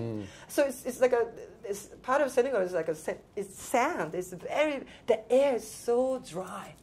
Therefore, the tar with like a little, like a goat gut snare, just like the fingertips just go like that. Whereas the going down to the jungle, humid Guinea like this, then like a cowhide, it bounces like a boing, boing, boom, boom, boom, boom, boom, boom, and then it reflects that music. Isn't that amazing? It's very amazing. Yeah. So, your music store is so amazing. You have a beautiful, high quality, and very good idea, amazing musical instrument from all different parts of the world. And then if people of Hong Kong pick this one up, and then start, this is from Arab culture. And then I want to learn, if they open up to that. What's the Iranian song? Iranian song is beautiful, but not so exposed to our side of the I think here what we are doing here is world. World music to introduce different instruments, different sounds. You may have heard about the sound, but you just don't know where this comes from, from what instrument it's or from what culture it is like. That there's a little bit here in this country, a bit here from that country, and it's amazing, especially when I dip down into this journey, and it's what the fuck? I know. There's no ending. There's no ending. There's no ending. It's crazy. There's no ending. So many to learn, so many to experience. An amazing craftsman in the world, creating and devising a new way of making sound. Yeah, and then there's the sort of the time also going, right? My time, Beatles' time was just Bob Dylan. Lyrics was just so the main thing. But then the 80s, a funk music come and disco happened. So a more rhythm-orientated music, and then the world music happened. Like a fusion things, and then club scene happening, and then that's like a techno. Techno thing. And then at first I did not like techno because I liked more raw, human things. And then, that's like a machine, like a sequencer, like this. Until I went to London and this old like a theater place, and then I danced all night long with over 5,000 people with techno. And then that was just same kind of feeling as the tribal dance all night long, and I started channeling some new ideas, creative ideas, some spirituality, just like that. We get to that like a different realm, and then I understood that techno music is like a dum dum dum dum dum dum, right? Musically, it's not that interesting, but then everybody can dance to it. The repetition, simple. You remember, imagine if it was like a salsa or things, only those who have the sense can dance. But, 5,000, 10,000, 30,000 people can be united through music. 1, 2, 3, that 4. Was the big movement. I think the modern. So for your African journey, I know that is one last time that you went to Africa. Oh, yeah. What happened? So, the people in Africa was telling me, hey, Kumi, I know that you like Africa, but, sooner or later, you got to be careful. Sooner or later, you'll get the malaria. And then I had 1 year, when I go to Africa, I'm like a child. I'm like a joyful child. And when I hear amazing music there, hey, let's go there, boom, like this. So, I just so enjoy, and the people and all the stories. Anyway, so that man said that. And it's a funny thing, that malaria. I did not think about it. Of course, the beginning, the first time I go to Africa, I had I had a jab, I had a pill, but then my body react, like the whole body just become a red rash. Because it's such a strong, disease. So something to combat is very, very strong. So then I was just to try to, cover myself and the mosquito time and like this. But then, how can you avoid just one tiny mosquito? But then that happened after that man said, so maybe the mosquito just came into my subconscious. and that attracted it. Maybe I attracted it. And then that was the year. And then towards the end of my stay, in a rural village where I saw the Mother's Festival, and then I also saw the amazing these rituals and the man's dance. And then I must have got the malaria mosquito there. But luckily, the incubation period was long, and then after that trip, flew back to Hong Kong. You get back to Hong Kong and then before, I landed in Hong Kong, and then I was still living on Lama Island at that time. Now I'm in Pui Orlando. And then because I played and I do my groups rehearsal, I always live very far away from the residential area. And then I lived on on the top of the hill near the Hong Kong Electric. Do you know the wind? Yeah, the windmill. Yeah, windmill. I lived in a hut near there. And then I always had a Filipino helper lady come and just clean once a week. And then so she was away, and then I told her, hey, I'm back. And then this is sorry, I'm just going to the side. But I so appreciate the domestic helper come to just clean, I mean, of course I clean, but then, once a week, it's just so appreciate. And then, so I almost always had once a week somebody come, a Filipino lady.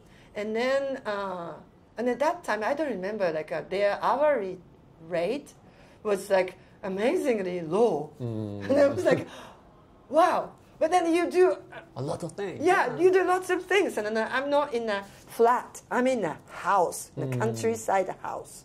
And then she has to come up the hill to walk long time. So I always paid them very well. The amount of money that I would receive to do this job.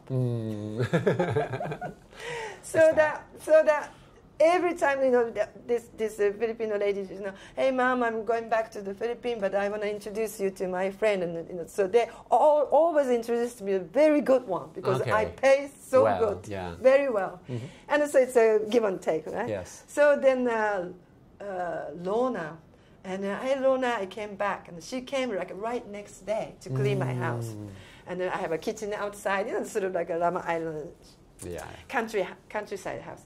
And then I said to Lorna, I think I have maybe I have a flu, I have a fever. And while she was washing the kitchen, I just could not walk. And then she's coming from the Philippines. She immediately thought, Kumi just came back from Africa. She got 999.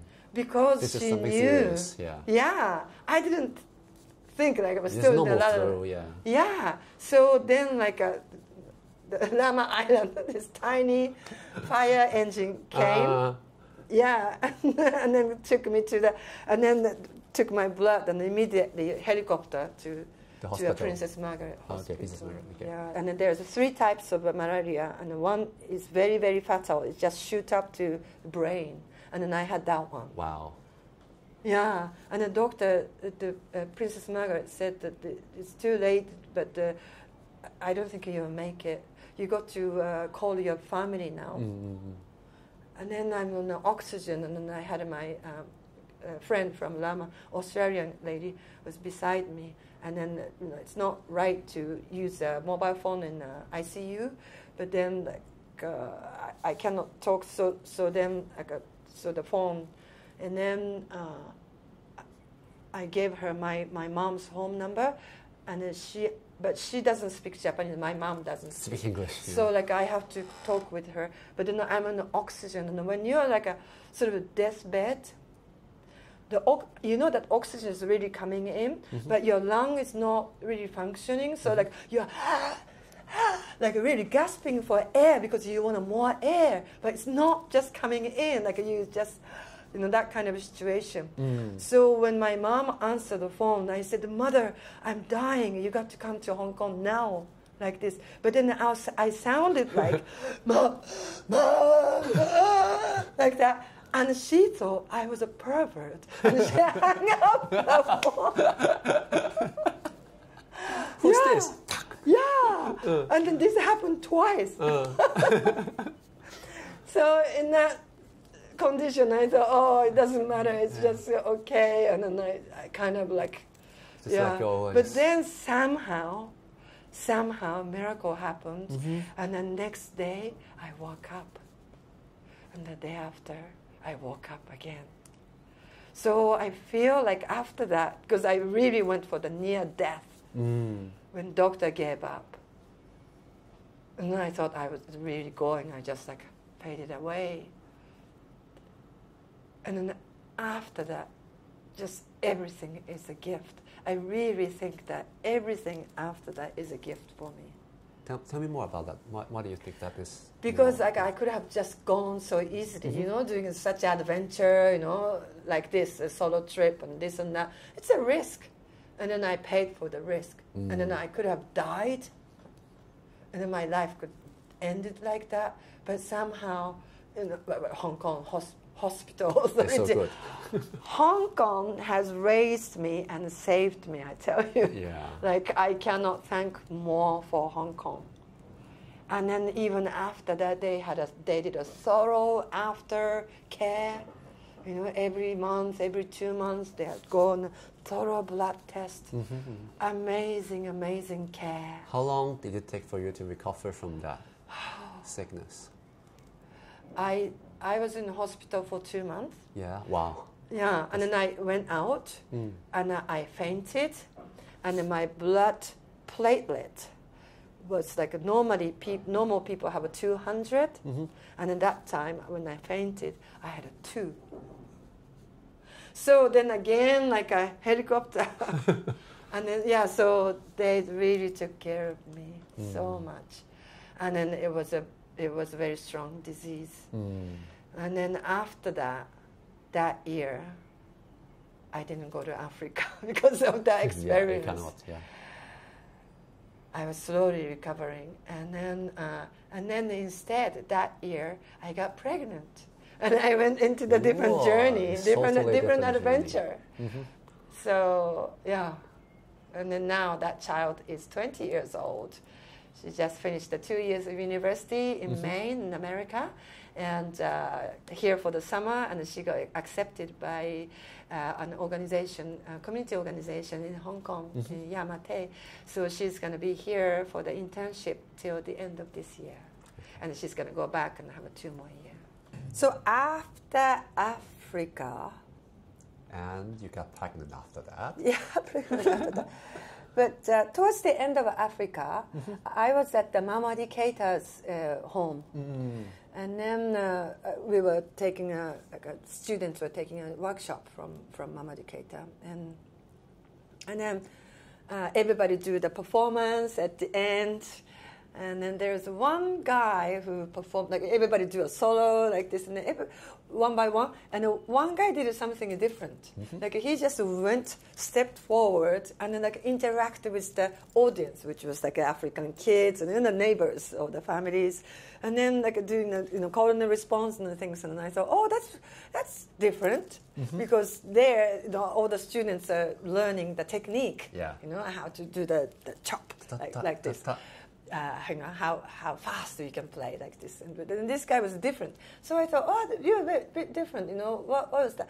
And he shared with me, he learned drum circle facilitation from Arthur Hall, based in Santa Cruz in California, and who became my teacher too. So listening to his story, and I said, wow, that's very interesting. And because I'm so touched by the community music of Africa.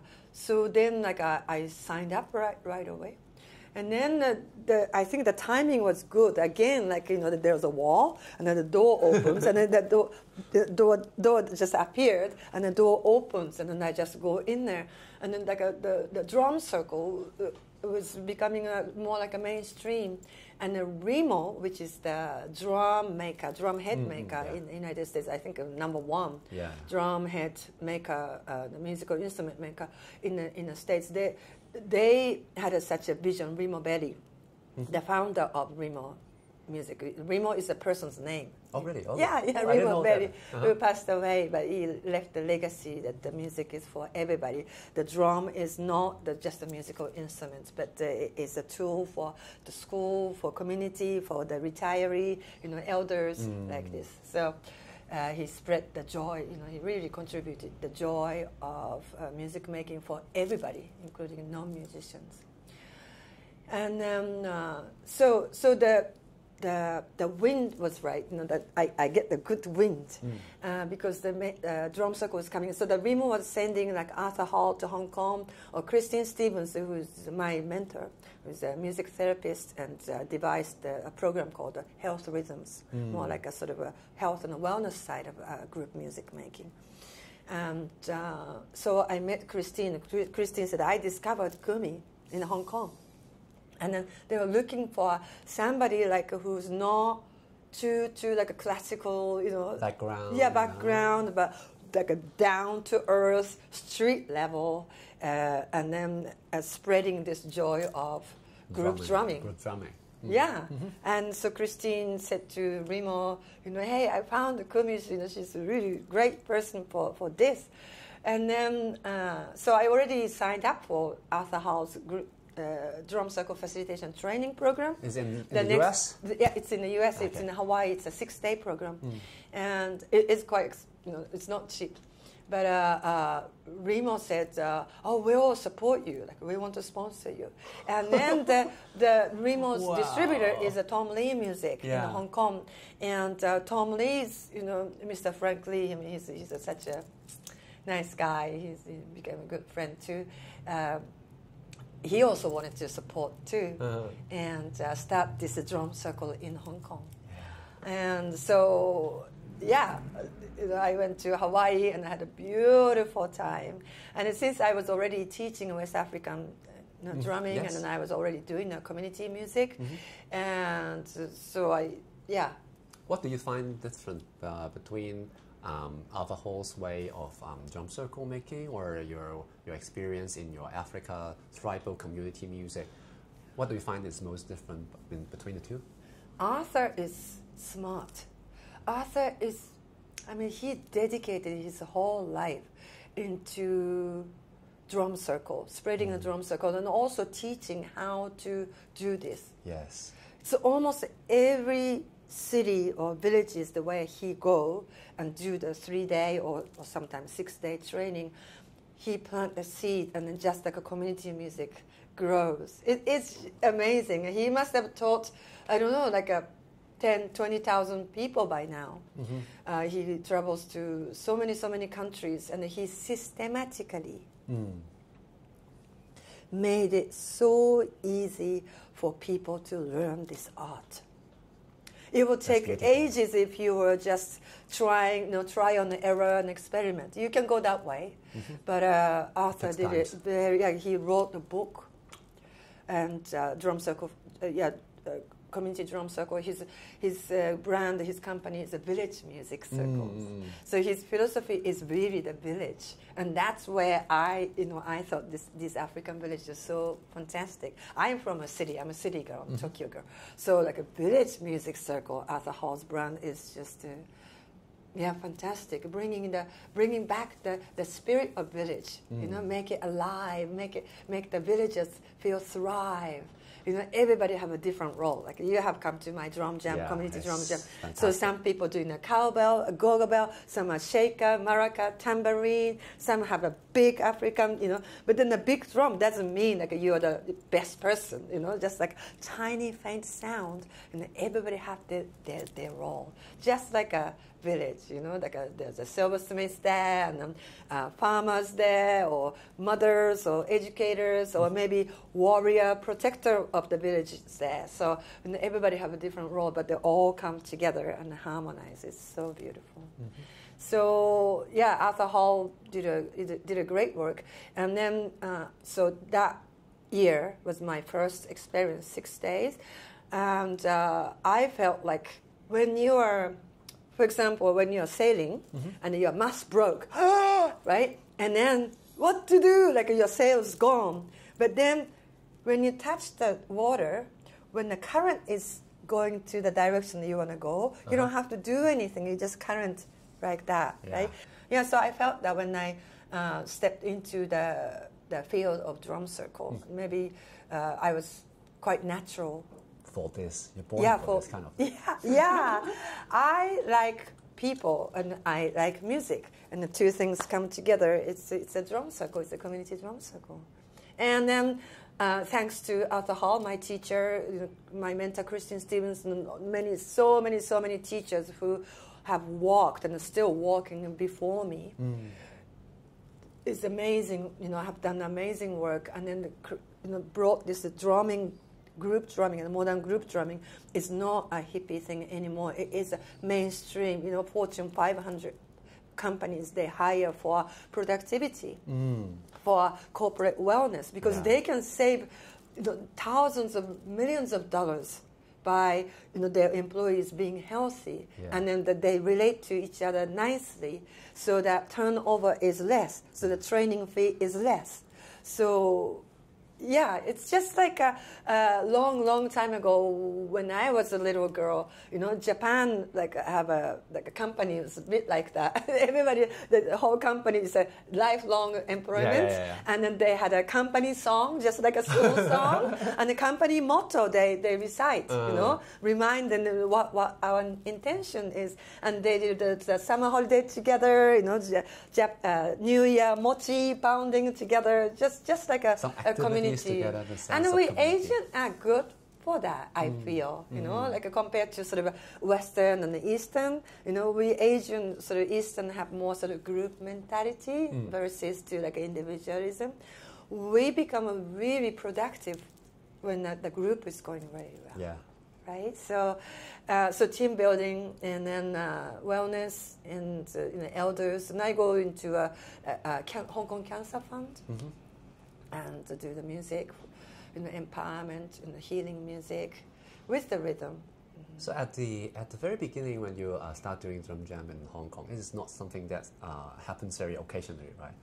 It's very rare. Or can I say it? Yeah, but then our Tom Lee Music supported, and then they had a monthly Tom Lee Music Carnival at the waterfront, right in front of a Hong Kong Cultural Center. And that's where always people there, and then the stairs going up, right? Yes. To the dim sum restaurant, so that, the audience like that. So that was the regular monthly event for Hong Kong, and it was a free event, free of charge, and it always started with the community drum circle, 1.5 hours. So we just I sing a song and handing out the percussion to the passerby. How large is the crowd? Maybe about 100. Yeah, but then I include audience. Everybody. Yeah.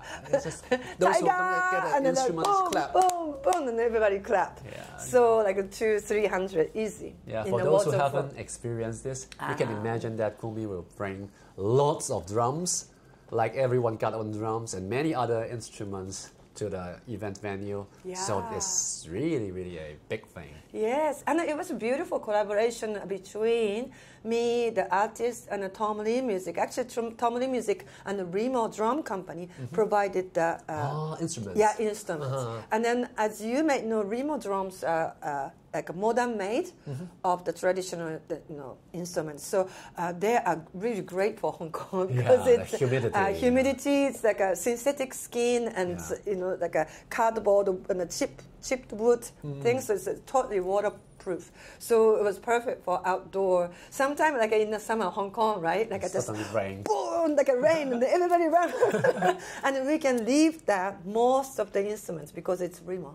They're REMO. Okay. And then when the rain finished, and then I just keep on singing, keep on keeping the people there under the shade. And then, the rain stopped. Let's go there. And then we continue. So that monthly event happened. And then we continued for 18 years. I think that was the longest outdoor regular monthly community event, music event. Wow, that's more than hundreds of events in that 18 years, like 12 for 4 years, and they go for like 18 years. Yeah, 18 years. I think we finished the beginning of 2019. Yeah. So And again, like so many stories from that. But yeah, that area, the tourists also come. Yeah. And then, during the 1.5 hour of community music drum circle, facilitated drum circle, people just become friends. They're very peaceful. Many people said that, hey, Kumi, like, where else is there in Hong Kong or elsewhere, like 100 people gathering, not speaking the words, and everybody's smiling? And then some people, many people also said, Kumi, like after the, you're jumping up and down, like I conduct, facilitate. Aren't you tired? And I said, no, I'm not tired. I'm like, I just absorb everybody's this joyful, happy energy by sometime in the center of the circle. And one time there was such a community Sunday afternoon, Tom Lee Music Carnival. And then towards the end of a circle, and suddenly this a very tall black African guy stood up. And then he just walked across the circle. I said, what's going on? And he just squatted down in front of a young Hong Kong Chinese girl, and her shoelace was undone. And he just noticed that, he just did that. And the act of kindness happened so naturally, so spontaneously, and everybody watched that because the music was still going on. Yeah. And then the girl's parents watched it, and they were all smiling.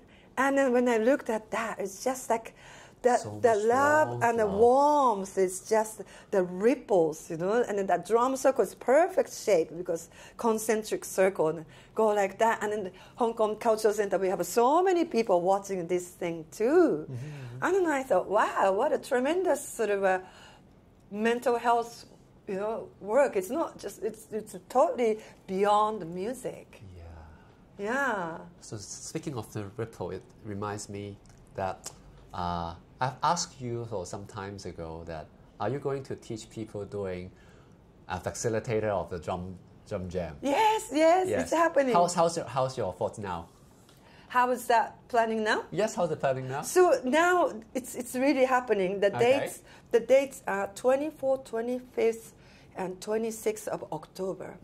And the venue is most probably in one of the schools in Causeway Bay. Okay. And it's a 3-day certification program.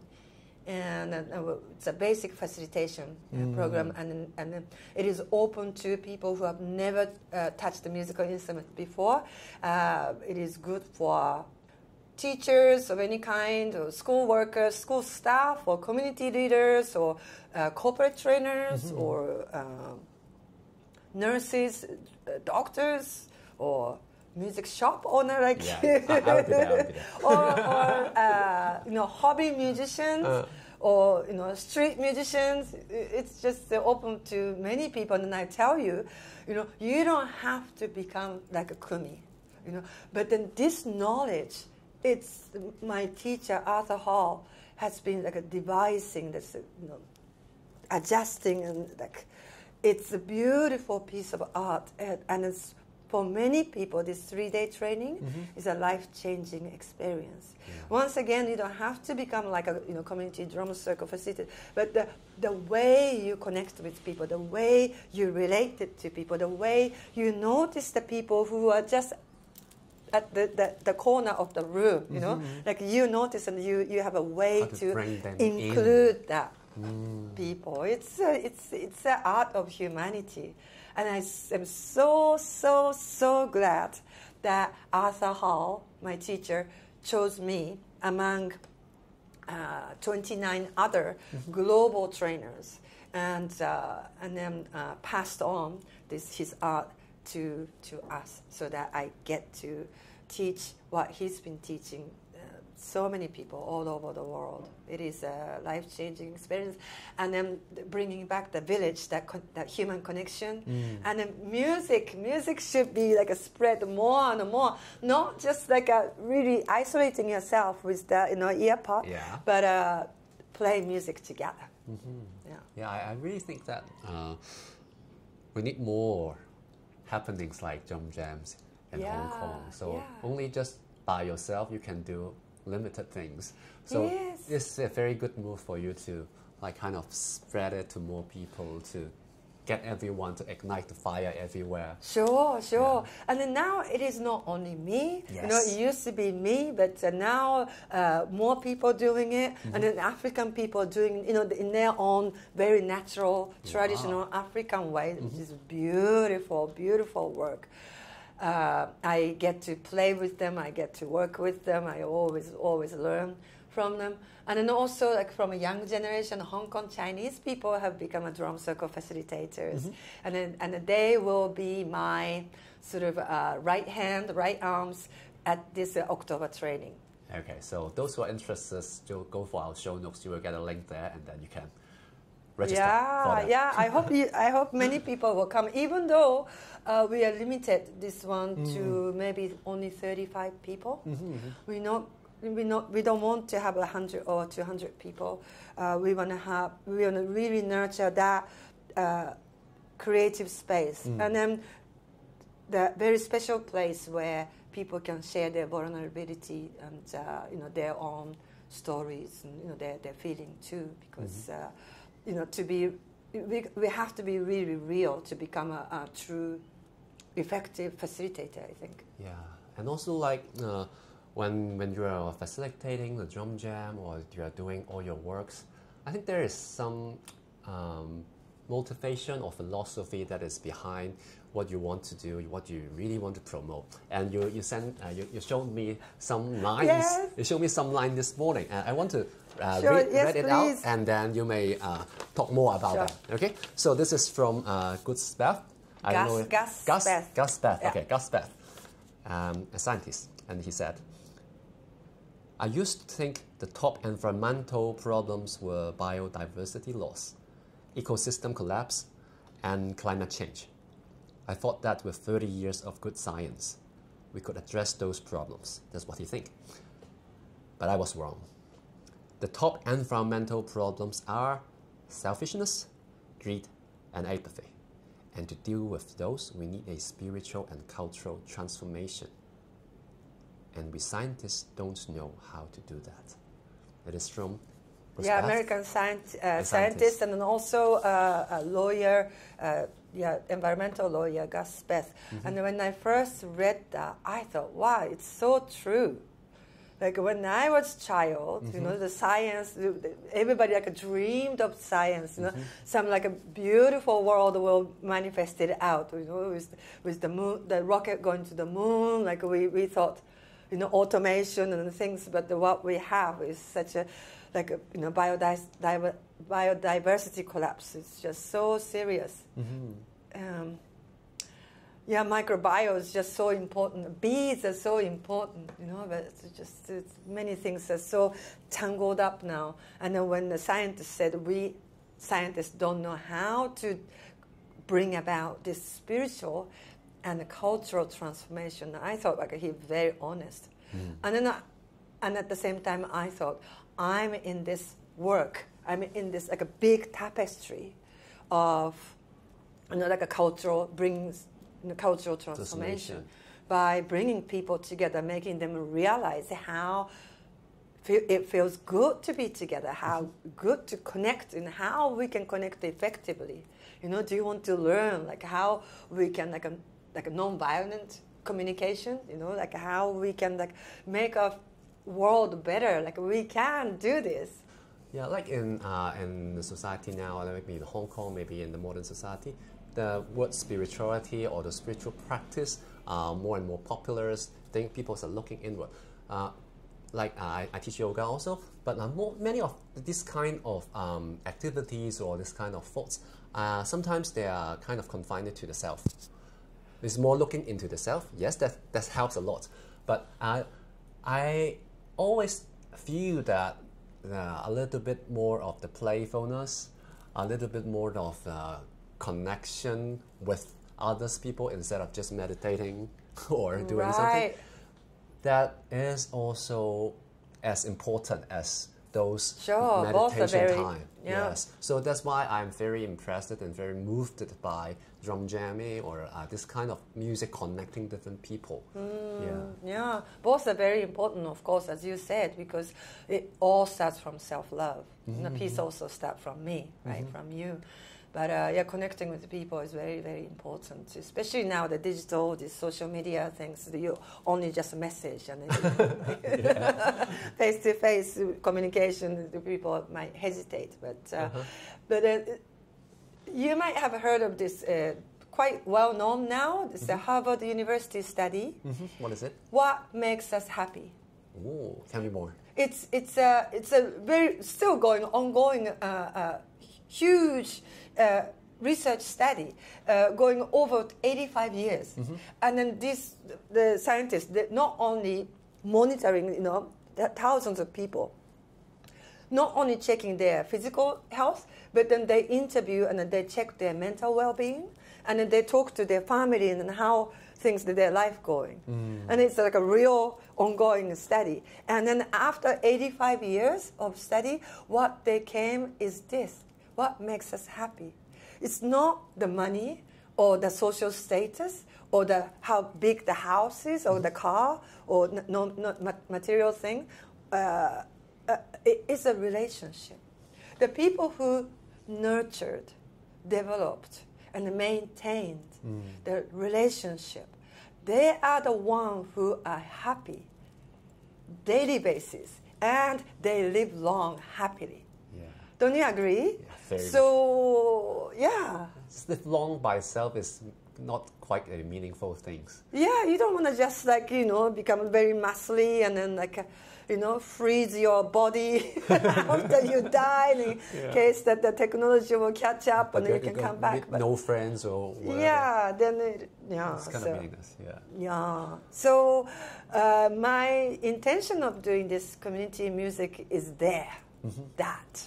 So of course, I started from music because I'm a musician, but then this humanity just comes in and then look at our sort of many issues of our time. So just very, I'm so small and in such a small way, but yeah, I as much as I can in some opportunities, then I sort of try to embed some messages, and I make songs and sing about environment or animals or stuff like that. I talk to children in the schools, and then also I also make a song about gratitude. Because gratitude is very important, and when I sort of just somebody talk and sort of preaching, then some people are not agreeing. But then when it's music, many people come in, and then many people kind of agree. So I'm a bit but follow me. I come and have fun. But then I also talk about that. For those who are watching us on YouTube, or you may notice there's someone special at the back. Oh. Yeah, and just because you just mentioned about singing something, maybe we can introduce. Yeah, this is my Sin-Sin. Sin-Sin. This is how you say it in Goodall. Sin-Sin. Sin-Sin. Sin-Sin. Sin-Sin. So. Sing-Sing, is it? Sing-Sing. Yeah, Sing-Sing. more okay, like that. Sing-Sing. So this is an orangutan and Sin-Sin. And then small one. Yeah, small one. And when I first went to Asian Drum Circle Facilitated conference held in a southern part of Malaysia, and it was from after the airport, an hour and a half of bus ride, which I didn't mind. So we were brought to this off-site, nice hotel to have a conference. Anyway, and then it struck me because it was all from a window looking outside. It was just one same scenery for an hour and a half. Yeah. And then I asked the local people, "What is that?" And they said, "Oh, it's an oil palm." And I learned about the oil palm. Until then I was so ignorance. I did not know. And as you may know, an oil palm is a monocrop. And those multinational companies just come and then buy the land, and the farmers just like acres and acres for acres, just same plants. Same plants. And then the palm oil is like a cheap filler. It's used for so many things, not only a food, but it can be in a detergent or like a car, things. Yeah, just so many things. And then, because it's a monocrop, and it's just like And so after the conference, when I was leaving Malaysia, I looked through my window of my airplane and just going, like that. And I saw the whole, like a forest is just palm. And then orangutan, whose DNA is very similar to us, and then the intelligence is very high. And then these like mammals, our brothers live in those forests. 紅毛猩猩 in Cantonese. Yeah, that's right. That's right. Our friends they lost their place because they don't live on the land; they live on the tree. Trees. And then this is like a little baby Sin, but his father is very big. Yeah. And then when the large trees, all trees are cut down, there's nowhere to go, so they just become mental. They just So it's a very, very sad thing, and there's so much we can do, but. I sort of, sometimes bring to the school, or, I don't preach them, but sing a song. Yeah. And then the song finishes, the song starts like apologizing. Yeah, maybe you can sing. Oh, can we? Yeah. Sure. You gotta sing it. Yeah. We got, this is a musical instrument show. For sure. So you have I'll take care of Sing Sing.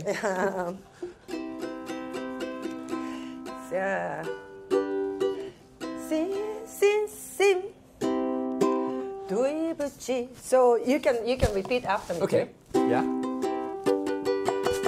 Sin, 对不起. もういいし. ごめんなさい. Sin, 对不起. もういいし. ごめんなさい. We took your mother away. We took your father away. We took your home away. I'm sorry, I'm so sorry. I'm so sorry. Sin, I will change. Start today. For you and me. Sing. I will change. Start today. For you and me. Start today. For you and me. Start today. For you and me. Start today. For you and who? And me.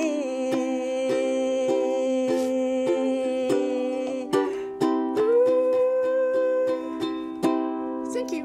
Yeah. So this kind of song that I make as an artist, and then there's so many things that we can do about palm oil. You can Google it and find out what you can do. So. Yeah, thank you for the songs, for sharing. Yeah, so the music just continue happening, and then now 2 drum circle new facilitator, Hong Kong people doing it and spreading the joy of music making. So I hope you can join, and I hope some of you can join in this journey. Yeah. Sure. Yeah, you can do it in your school, or you can do it in your home too. Learn how to create fun music making. Yeah. So thank you, Kumi, for a long interview. Thank you. I so enjoyed chatting with you. Coming to the end of the interview, do you still have anything you want to share with us? Yeah. One of my messages is that the world is not a scary place. So go out and have adventure, have a good time, and find your niche, find your hobby, find your something that you're passionate about, even though like you have the 9-to-5 job or whatever, that can pay for your children's education or whatever. But have hobby, that could be a music or that could be a fishing, something that find your ikigai. It's a Japanese word that recently it is spreading to the world. Ikigai, that is something that makes you wake up, and face the day. So, yeah. I hope you can find that. Thank you so much, Kumi. Thank you for your sharing. I'm so touched at that. As always, I feel your energy, your warmth throughout the interview here. So I'm sure that every one of you in front of camera or in front of your hearing, you can feel it also. And for those who would like to know more about what we have just talked about, we try to get everything on the show notes, which is on the Classes on Stock today. So you can check everything that we have talked about there. And yes, it comes to the end of this. Thank you. Thank you so much.